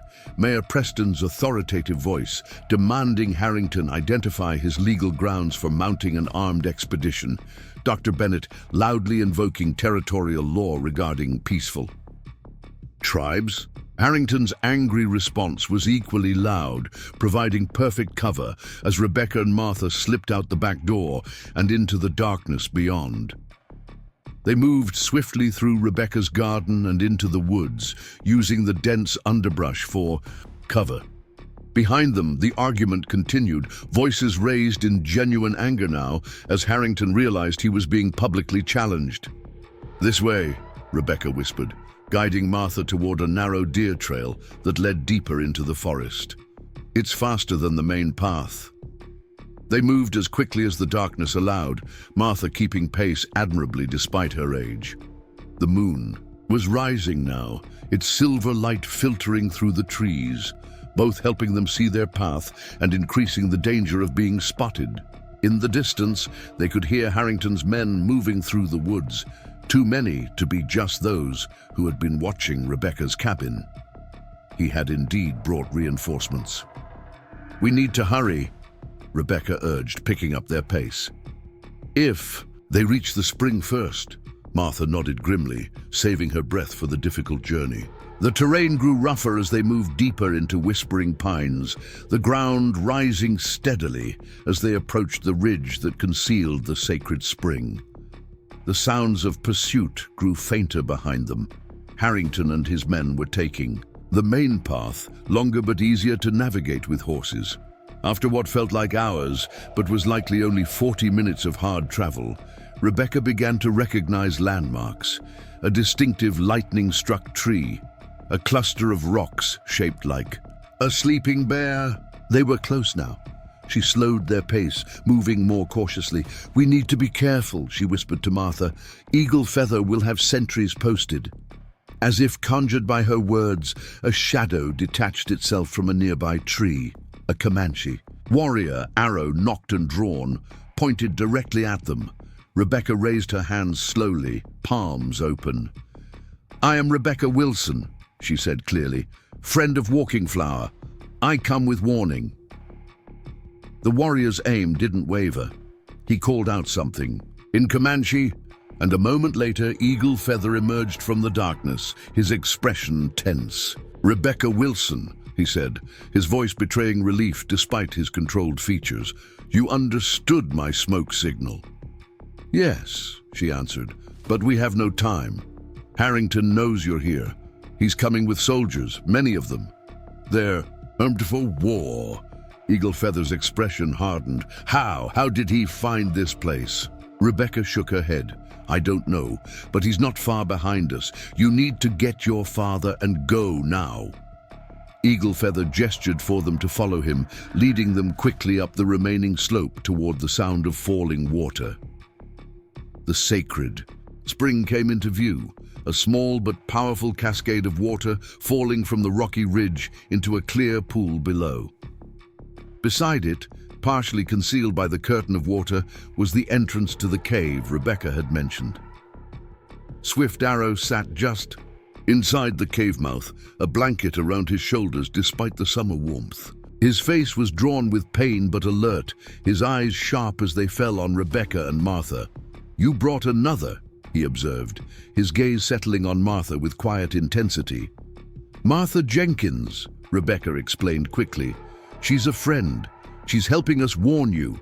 Martha stepped forward, surprising Rebecca by offering Swift Arrow the traditional Comanche greeting Walking Flower had once taught them, right hand extended, palm up, to show she carried no weapon. "I know your mother," she said simply. "Many seasons ago, when I first came to this land, she healed my son when settler medicine could not." Swift Arrow's eyes widened slightly, the only indication of his surprise. "Walking Flower helps many," he acknowledged, returning the gesture. "But now we need more than healing." He looked to his son. "Tell the warriors, we leave now." Eagle Feather shook his head. "Too late. Horses cannot climb down North Slope in darkness, and soldiers block South Path." "My warriors?" Swift Arrow asked. "Not yet arrived," Eagle Feather replied grimly. "Signal fire warned them to wait." Rebecca realized with a chill that her smoke signal earlier, intended to warn Eagle Feather of the danger, had been understood not just by him, but by the approaching warriors as well. They had delayed their arrival, avoiding Harrington's initial trap, but now they were separated from their chief when he needed them most. "How many men does Harrington have?" Swift Arrow asked her directly. 20, maybe more," Rebecca answered. "Well armed." The chief nodded, absorbing this information with the calm of a man who had faced worse odds. "And how many stand with us?" Rebecca exchanged glances with Martha. 2 women, a doctor, and a mayor," she admitted. "Not exactly a war party." To her surprise, Swift Arrow smiled, a genuine expression that transformed his weathered face. "Sometimes," he said softly, "courage of few is worth more than weapons of many." He struggled to stand, waving away Eagle Feather's assistance. "We will not run. We will meet this Harrington. Talk." "Talk?" Eagle Feather looked incredulous. "Father, he comes to kill, not talk." "Perhaps," Swift Arrow acknowledged, "but I did not ride into enemy land, suffer arrow wound to run away when truth needs speaking." He turned to Rebecca. "You believed. Truth about your husband?" Rebecca nodded slowly. "Martha's son found evidence in Harrington's papers, records of payments from Kiowa traders dating back to when Henry died." Swift Arrow's expression remained steady, but his eyes reflected deep satisfaction. "Then truth already begins to spread, like fire in dry grass." He straightened himself with visible effort, his voice taking on the tone of command. "Eagle Feather, send 2 warriors to High Ridge. Tell approaching brothers to circle around, come from east, not to attack unless soldiers fire first." Eagle Feather clearly wanted to argue, but recognized the futility. With a quick nod, he spoke rapid Comanche to 2 of the warriors who had been guarding the spring, who immediately slipped away into the darkness. "Rebecca Wilson," Swift Arrow continued, "you and friend go back. Meet Harrington on path, slow him down. Talk much." There was a glint of humor in his eyes, despite the gravity of the situation. "Women good at this, no." Martha actually chuckled. "Better than you know, Chief." Swift Arrow nodded approval. "I will prepare. When Moon reaches highest point, bring him here, alone if possible." "He won't come alone," Rebecca objected, "and he won't trust us." "He will come," Swift Arrow said with certainty, "because he wants to kill me himself, to silence truth." He placed a hand on her shoulder, the gesture startlingly paternal. "But you must promise one thing." "What?" His eyes held hers, intense and unwavering. "If Harrington kills me, you will still speak truth. About Henry, about Kiowa, about all of it." Rebecca felt the weight of his request. It wasn't just about clearing the Comanche name or exposing Harrington's corruption. It was about breaking a cycle of hatred and retaliation that had claimed too many lives, including her husband's. "I promise," she said, her voice steady despite the emotion tightening her throat. Swift Arrow nodded once, satisfied. "Good, now go. And remember, Harrington not only dangerous one tonight. Kiowa watch too. They have much to lose if truth is heard." This new warning sent a chill through Rebecca. In focusing on Harrington's threat, she had momentarily forgotten the larger picture, that the Kiowa raiders were still out there, still invested in maintaining the deception that had served them so well for years. "Be careful," she told Swift Arrow. "Save your strength for healing." The chief's mouth quirked in what might have been a smile. "I have lived many seasons, Rebecca Wilson, faced many enemies. If Creator decides tonight is my time to join ancestors, I go, knowing my last act was for peace." He looked to Martha. "Take care of her. Walking Flower says she has fire spirit. Burns too hot sometimes." Martha nodded solemnly. "I've noticed." As they prepared to leave, Eagle Feather approached Rebecca. Without warning, he pressed something into her hand, a small leather pouch on a cord. "Medicine bundle," he explained quietly. "Protection, made by grandmother." Rebecca was touched by the unexpected gift. "Thank you," she said, slipping it over her head and tucking it beneath her dress. "But won't you need protection too?" Eagle Feather's expression was solemn. "I have father's strength, mother's wisdom. You face Harrington with only words, need more protection." She couldn't argue with that logic.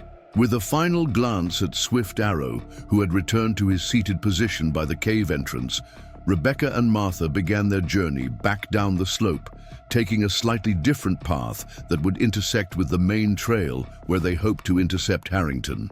The night had deepened around them, the forest alive with the sounds of nocturnal creatures going about their business, unaware of the human drama unfolding in their midst.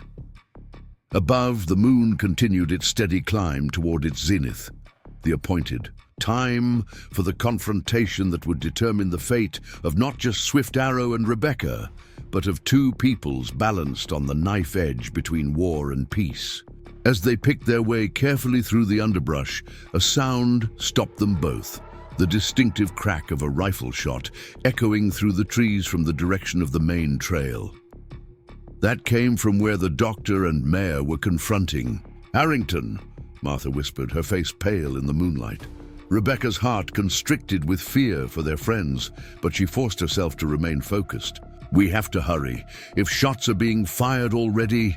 They quickened their pace, moving as fast as the terrain and darkness would allow. The sounds of shouting reached them now, multiple voices raised in anger or command. Then, more ominously, silence. They reached the edge of a small clearing just as Harrington and his men emerged on the opposite side. The scene froze Rebecca's blood. Dr. Bennett and Mayor Preston were there, but not as she had hoped. The doctor was supporting the mayor, who clutched his bleeding arm. Both men were under guard, disarmed and clearly prisoners. Harrington himself sat tall on his horse, rifle in hand, his face set in lines of cold determination. "Search the area," he ordered his men. "The women can't have gotten far." Rebecca pulled Martha down behind a fallen log, her mind racing. They had failed to slow Harrington down. Worse, their friends were wounded and captured, and now they were being hunted. "What do we do?" Martha whispered, fear evident in her voice, despite her brave effort to hide it. Rebecca closed her hand around the medicine bundle Eagle Feather had given her, feeling its contours against her palm. She thought of Swift Arrow, waiting at the sacred spring, believing truth alone might prevail against rifles and hatred. She thought of Henry, who had died showing kindness to a wounded boy, refusing to see enemies where others saw only threats. "We changed the plan," she whispered back. "We can't stop Harrington from reaching the spring, but we can make sure he doesn't arrive alone." Martha's brow furrowed. "What do you mean?" Rebecca's eyes reflected the dangerous determination that had prompted Walking Flower to name her Fire Spirit all those years ago. "Harrington wants his private ambush, his chance to kill Swift Arrow and blame it on Comanche aggression. But what if the whole town witnesses what really happens tonight?" Understanding dawned in Martha's eyes. "You want to bring more people to the spring? Now?" Rebecca nodded. "Not just any people. Everyone who might make a difference. Everyone who deserves to hear the truth about Henry, about the Kiowa raids, about all of it." She glanced toward the ridge where the sacred spring waited. "Swift Arrow is right. Truth spreads like fire. But sometimes it needs help to start. Burning." As Harrington's men spread out to search for them, Rebecca Wilson made her choice. Not the one Swift Arrow had asked of her, perhaps, but the one she believed might actually save his life, and with it, the fragile possibility of peace that had brought him to her cabin door with an arrow in his side and truth on his lips. The forest seemed to hold its breath as Rebecca and Martha crept along its edge, staying just beyond the reach of torchlight. Harrington's men had fanned out in search patterns, their voices carrying through the trees as they called to each other. The moon hung nearly overhead now, casting silver-blue shadows that both concealed and revealed, as the two women made their desperate journey not away from danger, but toward town. "Are you certain about this?" Martha whispered as they paused. Behind a large oak, letting a patrol pass by 30 yards to their right. "If Harrington catches us..." Rebecca's face was set with determination. "He's already shown he's willing to shoot the mayor. What do you think he'll do to Swift Arrow once he finds him? We need witnesses, Martha, people who will see the truth. With their own eyes?" The older woman nodded grimly. "Then we'd better hurry. My David will help us. And Reverend Simmons, he's always advocated for peaceful relations." They continued their careful progress, working their way through forest and field toward the cluster of lights that marked Pine Creek. The town was unusually active for this time of night. Word of the confrontation between Harrington and the mayor must have spread, drawing people from their homes in search of information or reassurance. Rebecca and Martha skirted the main street, instead approaching from behind the livery stable where they were less likely to be spotted by any of Harrington's remaining men. The stable boy, young Jimmy Parker, nearly dropped his pitchfork in surprise when they emerged from the shadows. "Mrs. Wilson, Mrs. Jenkins, what in tarnation?" "Jimmy!" Rebecca interrupted urgently. "We need your help. Where's your father?" "At Simmons's store with most everybody else," the boy replied, his eyes wide.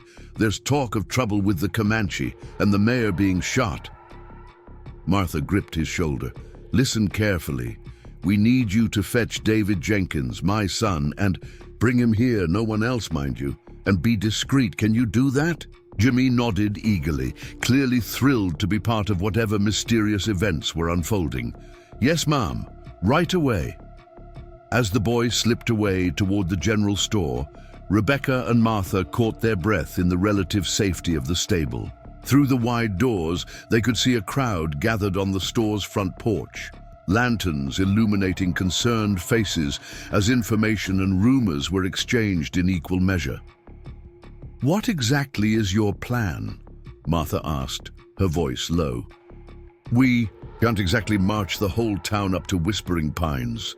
Rebecca's eyes remained fixed on the crowd. "Not the whole town. Just enough respected citizens to make Harrington think twice about murder. Dr. Bennett risked his life challenging Harrington publicly. We need to make sure that risk wasn't for nothing." 10 anxious minutes later, Jimmy returned with David Jenkins in tow. Martha's son was a serious young man in his late 20s, his clerical job at the fort giving him an air of officialdom despite his youth. His eyes widened at the sight of his mother emerging from the shadows of the stable. "Mother, what's happening?" "There are soldiers saying the mayor was shot resisting arrest, that you and Mrs. Wilson are aiding Comanche insurgents." Martha took her son's hands in hers. "David, listen to me. Those are lies. Harrington is the traitor here, not us. You saw the payment records yourself." David's face paled. "I never should have told you about those. If the colonel finds out, I've been looking through his private papers. He's planning to murder Swift Arrow tonight," Rebecca interjected, her voice low but intense. "To silence the truth about the Kiowa raids, about his bribes, about everything, including Henry's death." David looked between them, conflict evident on his face. Finally, he squared his shoulders. "What do you need me to do?" Rebecca felt a surge of hope. "We need to gather people Harrington can't simply dismiss or arrest. Reverend Simmons for his moral authority, Mr. Thompson from the bank, Mrs. Whitaker, whose husband was territorial judge, anyone with standing in the community who might listen. And they need to come with us to Whispering Pines," Martha added, "to witness what really happens tonight." David ran a hand through his hair, clearly struggling with the enormity of what they were asking. "You're talking about interfering with a military operation. It's not a military operation," Rebecca cut in. "It's a cover-up. And if we don't act now, people will die. Not just Swift Arrow, but any chance of peace between our communities." A tense silence stretched between them. Then David nodded. "Decision made. Wait here. I'll bring who I can, but we'll need to hurry. That confrontation with the mayor happened over an hour ago. Harrington won't waste time once he reaches the spring." As David slipped away toward the store, Rebecca and Martha could only wait and pray that enough people would believe enough to make a difference. The minutes crawled by, each one bringing Swift Arrow closer to the moment when he would face Harrington alone, wounded, weakened, but determined to speak truth regardless of the cost. Just when Rebecca was beginning to lose hope, shadows moved. At the edge of the street, David Jenkins returned, but not alone. Behind him came Reverend Simmons, thin and austere in his black coat, Mrs. Whitaker, the elderly widow whose opinions carried the weight of her late husband's judicial authority, Mr. Thompson from the bank, looking uncomfortable but resolute. And to Rebecca's surprise, Caroline Wilkins and her husband, the same family mentioned in Dr. Bennett's medical pass.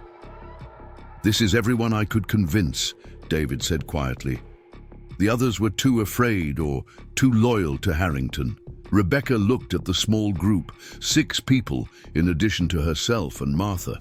Not many against Harrington's 20 armed men, but perhaps enough to force him to act with witnesses present. "Thank you for coming," she said simply. "I know this isn't easy." Mrs. Whitaker stepped forward, her silver hair gleaming in the moonlight. "My Harold always said that justice isn't supposed to be easy, Mrs. Wilson.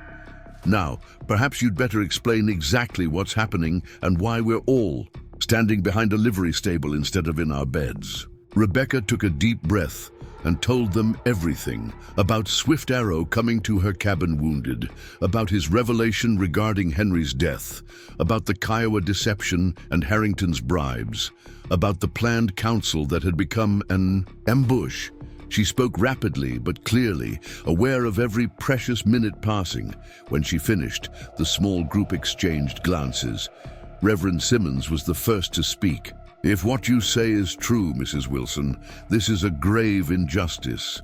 As Christians and as citizens, we cannot stand by while murder is committed in our name." "But how do we know it's true?" Mr. Thompson asked, ever the cautious banker.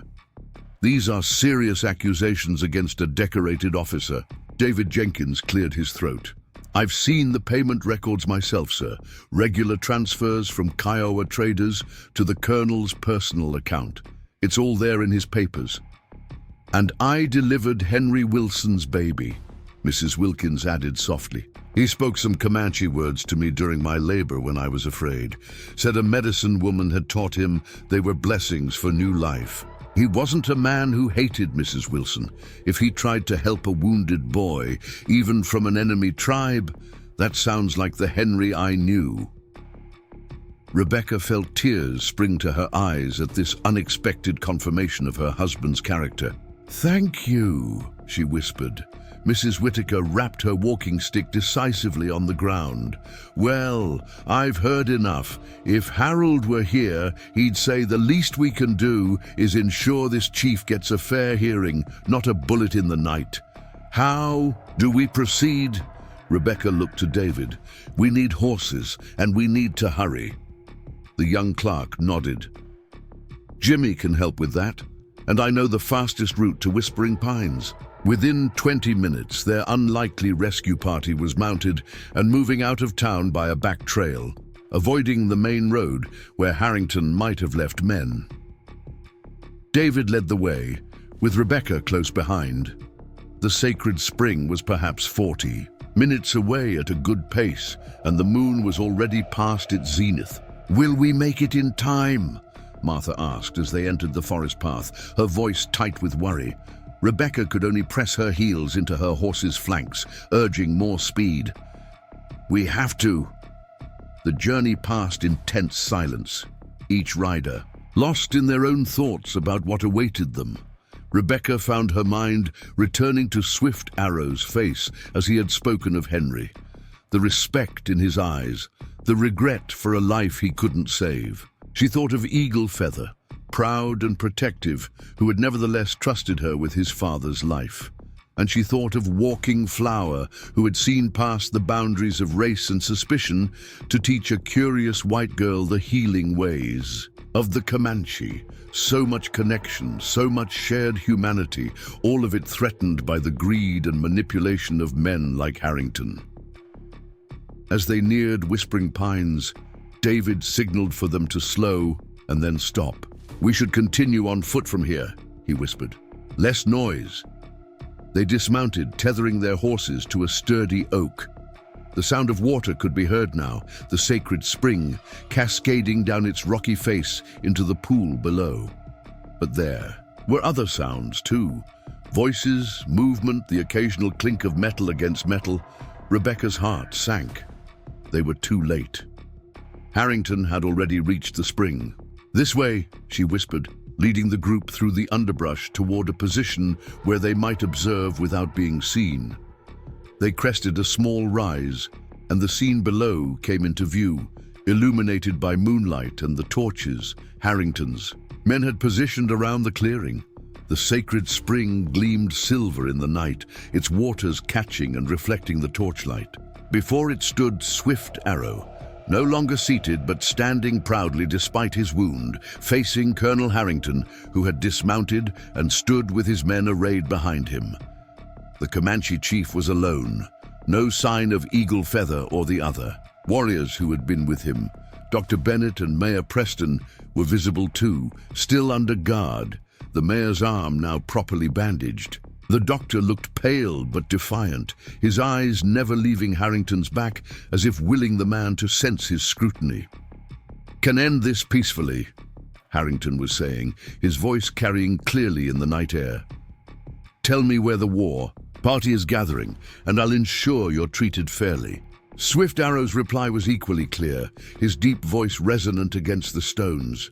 "There is no war party, Bluecoat. Only warriors coming for counsel. To speak truth about Kiowa raids, you blame on my people." Harrington's laugh was cold. Convenient story, but I have reports of 40 Comanche riders spotted heading toward Pine Creek." "Enough for counsel," Swift Arrow repeated steadily. "Not war. Ask your men who fired first at River Meeting. Ask why Kiowa arrow meant for you struck me instead." A murmur ran through the soldiers at this. Rebecca realized with a flash of hope that many of them might not know the full story, might believe they were genuinely protecting settlers from attack rather than helping cover up their commander's treachery. "Enough talk," Harrington snapped, clearly sensing the same shift in mood. "You're under arrest for violating treaty boundaries and inciting violence against American citizens." Swift Arrow stood unmoved. "What treaty? One you break by damming our water? One you used to push us from hunting grounds while taking Kiowa gold." This direct accusation visibly angered Harrington. His hand moved to his pistol. "Careful, old man. Slander against an officer is a serious offense." "Truth is not slander," Swift Arrow replied, his gaze unwavering. "I have lived many seasons, fought many battles, buried too many sons. I no longer fear death, Bluecoat. But you," his eyes narrowed, "you fear truth. Why else come with so many rifles to hear one wounded man speak?" The tension in the clearing was palpable. Rebecca could see Harrington's control slipping, his carefully constructed narrative threatening to unravel before his men. This was the moment to act, before desperation drove him to violence. She turned to her companions. "We need to make our presence known, now." Mrs. Whitaker nodded firmly. "Allow me," she said, and before anyone could stop her, the elderly widow stepped forward onto the ridge, her walking stick striking stone with deliberate force. "Colonel Harrington," her voice rang out, commanding despite her years. "What exactly is happening here?" The effect was immediate. Every head in the clearing turned toward the ridge, weapons raising instinctively before Harrington barked an order to hold fire. His face, visible in the torchlight, showed genuine shock at the appearance of one of Pine Creek's most respected citizens. "Mrs. Whitaker," he called back, recovering quickly, "this is a military matter. You and whoever is with you need to return to town immediately. It's not safe." "I see no danger here, Colonel," she replied calmly, "except perhaps to justice. My late husband would be most interested in these proceedings." She began making her way down the slope with surprising agility, forcing the soldiers to either help her or appear disrespectful to an elderly widow. Taking advantage of the distraction, Rebecca and the others emerged from their hiding place, spreading out along the ridge before descending. David Jenkins quickly moved to release Dr. Bennett and Mayor Preston, his position at the fort giving him enough authority that the guards hesitated to stop him. Harrington's face darkened as he realized what was happening. "This is interference with a military operation," he said sharply. "All of you are subject to arrest." Reverend Simmons stepped forward, his black coat giving him an almost spectral appearance in the moonlight. Is it a military operation, Colonel? Or is it an execution? Because from what I can see, you've surrounded an injured man who came seeking peace talks. You don't understand the situation, Harrington insisted, though Rebecca could see uncertainty creeping into the faces of his men. This man is Swift Arrow, responsible for dozens of raids on settler communities, including the one that killed Henry Wilson. That's a lie, Rebecca said, her voice carrying across the clearing as she moved to stand beside Swift Arrow. And you know it's a lie. The Kiowa conducted those raids, disguised as Comanche. You knew it and covered it up because they were paying you. A shocked murmur ran through the soldiers. Harrington's hand moved to his pistol again. Mrs. Wilson, you're overwrought. Grief has clearly affected your judgment. This man has manipulated you. Where is my son? Martha interrupted, stepping forward. David, show them what you found in the Colonel's papers. David Jenkins, now supporting the weakened Dr. Bennett, spoke clearly despite his evident fear. Payment records, dating back 3 years. Regular transfers from Kiowa traders to the Colonel's personal account. I found them while filing correspondence. They coincide exactly with the raids blamed on the Comanche. Harrington's expression turned dangerous. Corporal Miller, arrest Mr. Jenkins for theft of military documents. Young Private Miller, the same freckle-faced soldier who had been posted at Rebecca's cabin earlier, looked uncertainly between his commander and the growing group of Pine Creek citizens. Sir, That's an order, Corporal, Harrington barked. Swift Arrow spoke then, his voice carrying the weight of authority despite his weakened state. This man speaks truth, he said, indicating David. Blue Coat leader takes payment from Kiowa to blame my people, turns settlers against Comanche, makes war when peace possible. He looked directly at Private Miller. Ask yourself, young warrior, who gains from more bloodshed? Not your people, not mine. The moment hung balanced on a knife's edge. Rebecca could see the conflict on the soldiers' faces, loyalty to their commander warring with the growing evidence of his corruption. Harrington must have seen it too, for his next move was born of desperation. This is absurd, he said, drawing his pistol and aiming it directly at Swift Arrow. This savage is trying to divide us, turn us against each other. I won't allow it. James, Mayor Preston called, out his wounded arm still supported by David. Put down the weapon, this has gone far enough. Far enough. Harrington's laugh held a note of hysteria. It hasn't even begun. Do you know what's at stake here? Do you have any idea how valuable the land beyond the treaty line is? Gold deposits, timber, prime grazing land, all of it wasted on savages who don't even understand the concept of ownership. So that's what this is really about, Rebecca said softly. Not protecting settlers, not upholding the law, just greed. Harrington's gaze flickered to her, the pistol remaining trained on. Swift Arrow, you call it greed, I call it progress. Manifest destiny, the natural order of things, the strong claim what the weak cannot hold. The words of a man without honor, Swift Arrow said quietly. I pity you, Blue Coat. Something in the chief's tone, not anger, not fear, but genuine pity, seemed to push Harrington over the edge. His finger tightened on the trigger. Colonel, stand down! Dr. Bennett shouted, lunging forward despite his weakened state. Several things happened at once. As Harrington began to squeeze the trigger, a shadow detached itself from the rocks. Above the spring, Eagle Feather, launching himself in a desperate dive to protect his father. Dr. Bennett stumbled forward, trying to reach Harrington before he could fire. And from the forest edge came a whistling sound, followed by the solid thunk of an arrow embedding itself in flesh. For one frozen moment, no one moved. Then Harrington looked down in shock at the feathered shaft protruding from his shoulder. Not a Comanche arrow with its distinctive markings, but a Kiowa arrow, identical to the one that had wounded Swift Arrow at the river boundary. From the trees, war cries erupted. not from the direction where the Comanche warriors were supposed to approach, but from the opposite side of the clearing. Kiowa raiders, at least a dozen of them, charging toward the spring with weapons raised. "Ambush!" one of the soldiers shouted, bringing his rifle to bear. "Hold!" Swift Arrow's voice cut through the chaos with surprising force. "Not Comanche attack! Kiowa come to silence truth!" The confusion that followed might have turned deadly if not for an answering cry from the forest behind them. The Comanche warriors, their arrival perfectly timed, emerging from the trees with weapons ready, but not yet striking.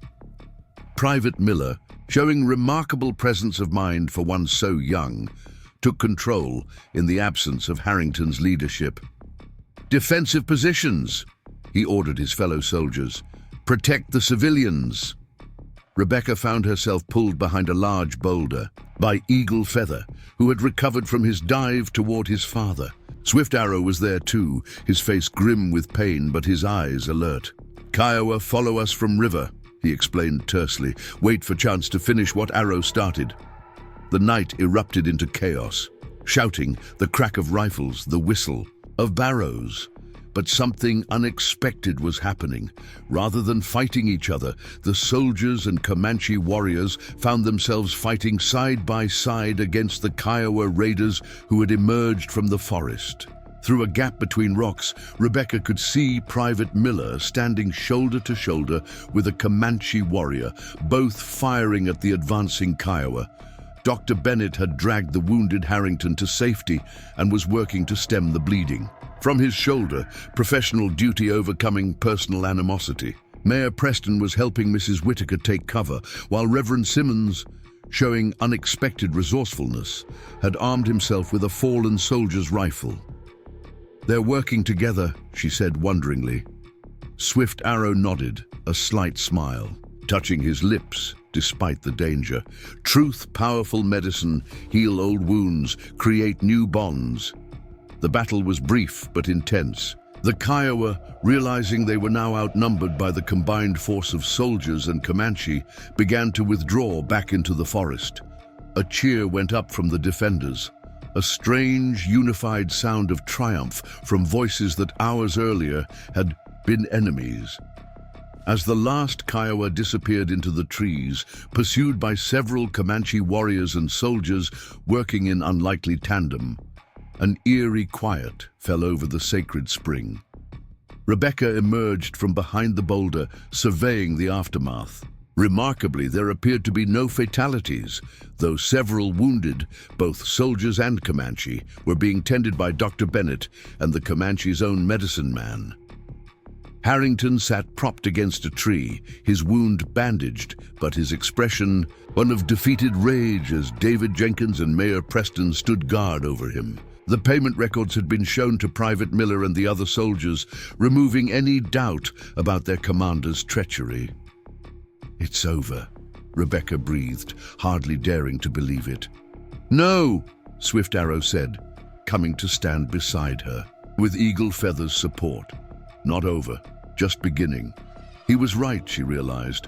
The night's events had changed everything, but what followed would require just as much courage.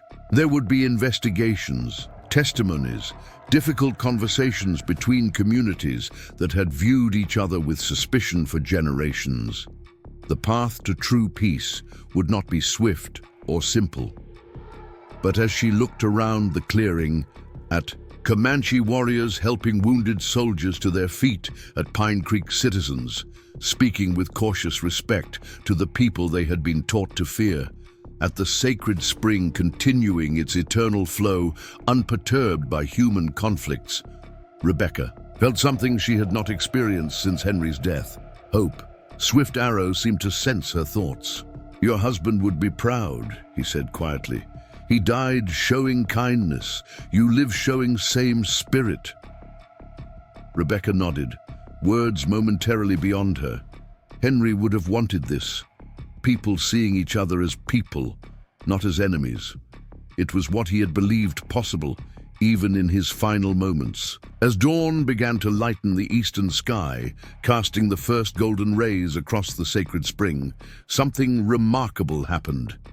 Swift Arrow, still supported by his son, made his way to where Private Miller stood conferring with his fellow soldiers. The young corporal straightened as the Comanche chief approached, offering a respectful nod.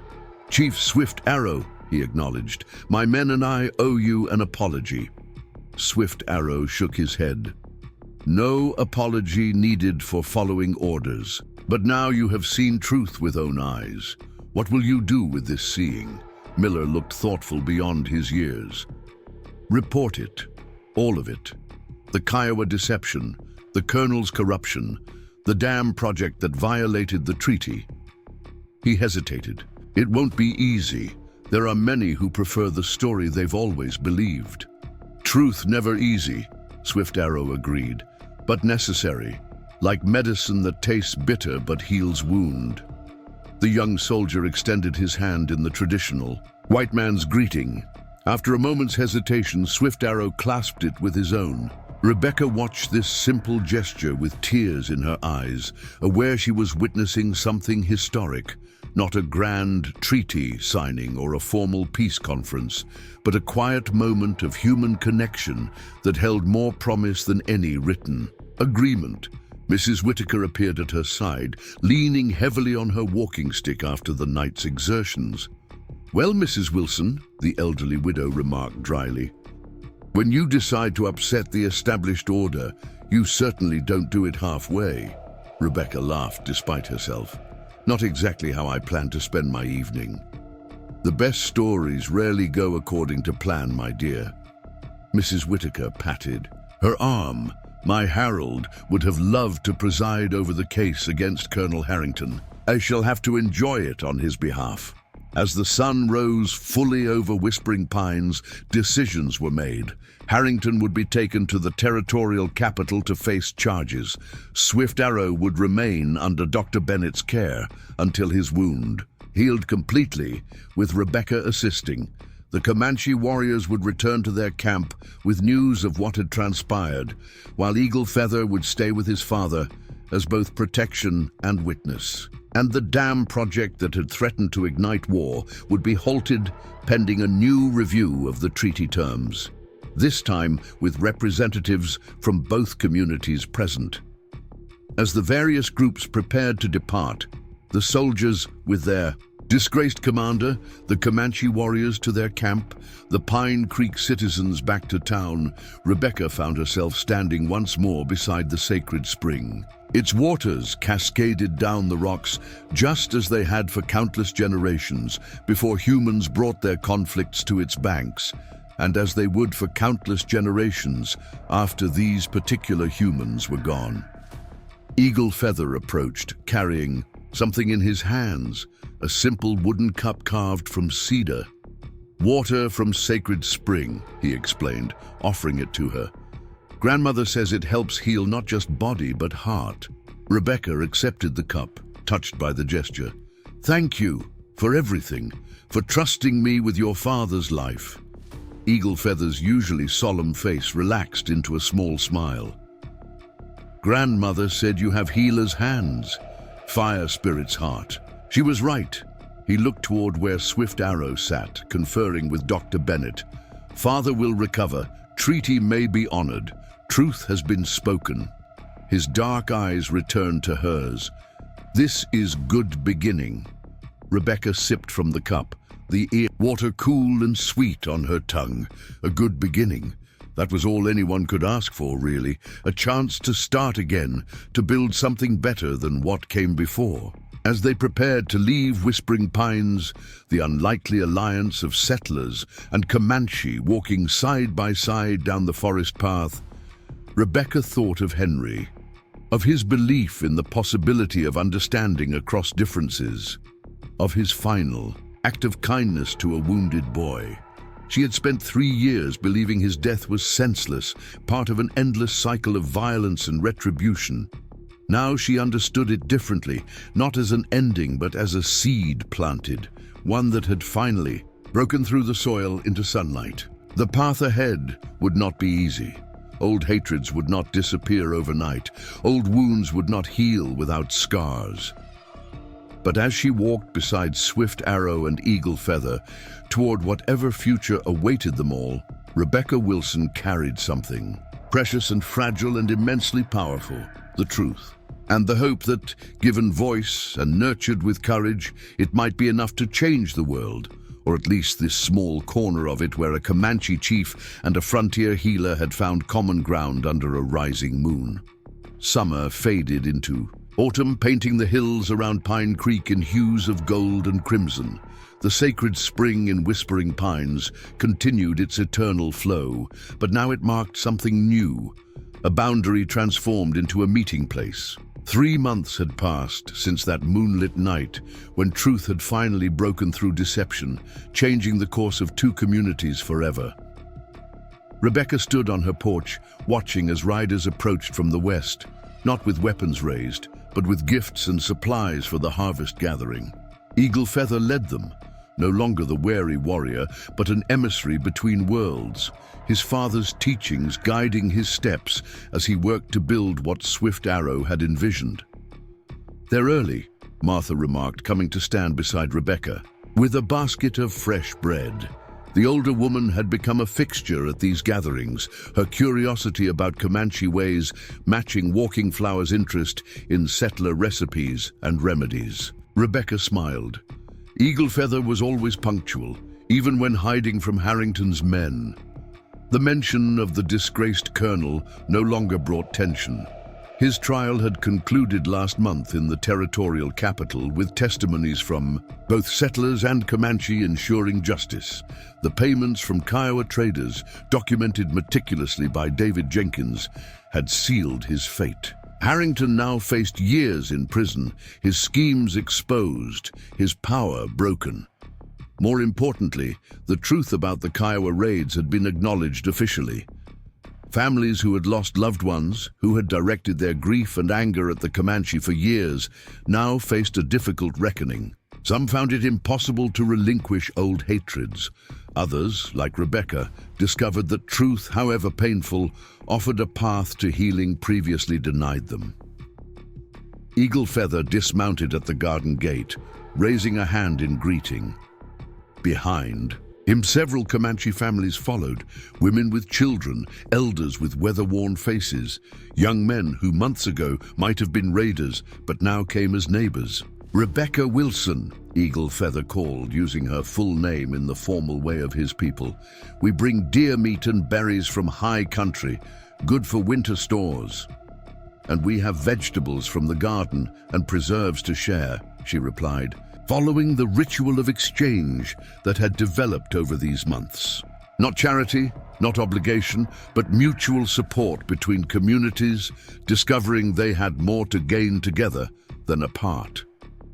As the Comanche visitors dismounted, Rebecca's gaze sought one face in particular. Swift Arrow no longer traveled with them. His wound had healed under her care, but the damage to his heart had been too great. 6 weeks after that night at the spring, the venerable chief had called his people around him, spoken his final wisdom, and joined his ancestors. Rebecca had been there at Eagle Feather's request, the only white settler to witness Swift Arrow's passage. His last words to her, spoken in a voice grown faint but still commanding, echoed in her memory. "Remember, fire spirit. Medicine not just for body, also for relations between peoples. You are medicine woman now for both worlds." She had taken those words to heart, transforming her small cabin into something new. A place where Comanche mothers brought their children for treatment alongside settler families, where knowledge flowed freely between traditions rather than being hoarded or dismissed. Dr. Bennett, initially skeptical, now regularly consulted with Walking Flower about plants and treatments beyond his medical training. Today's gathering was larger than usual. Mayor Preston had recovered from his wound and would be attending with several town council members. Reverend Simmons was bringing his congregation after Sunday services. Even Mrs. Whitaker, despite her advanced years, insisted on being present to witness the unveiling of the memorial stone commissioned for the spring. "You're thinking about him," Eaglefeather observed, coming to stand beside Rebecca as the others prepared the feast tables. She didn't pretend to misunderstand. "Your father would be proud of what you've accomplished." Eaglefeather's gaze turned toward the distant hills. He saw this. Even when others saw only enemies, he saw possibility. The young leader had grown into his role, carrying his father's vision forward while adding his own strength and perspective. "Grandmother says he watches from stars, smiles when old enemies break bread together."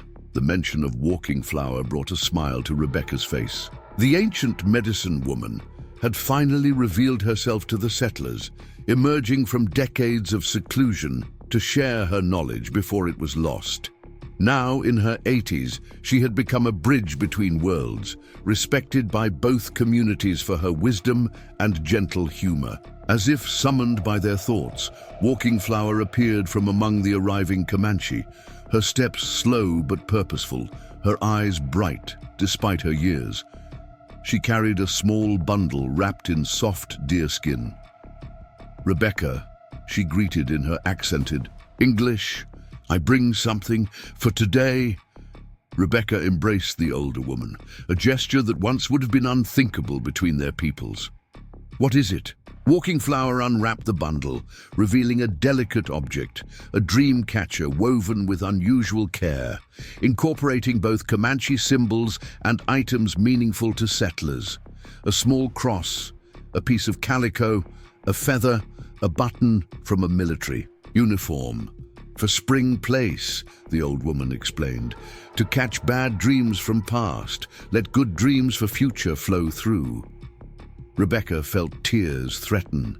The dream catcher represented everything they were trying to build, not the erasure of their differences or the forgetting of painful history, but the creation of something new that honored both while moving beyond the limitations of each.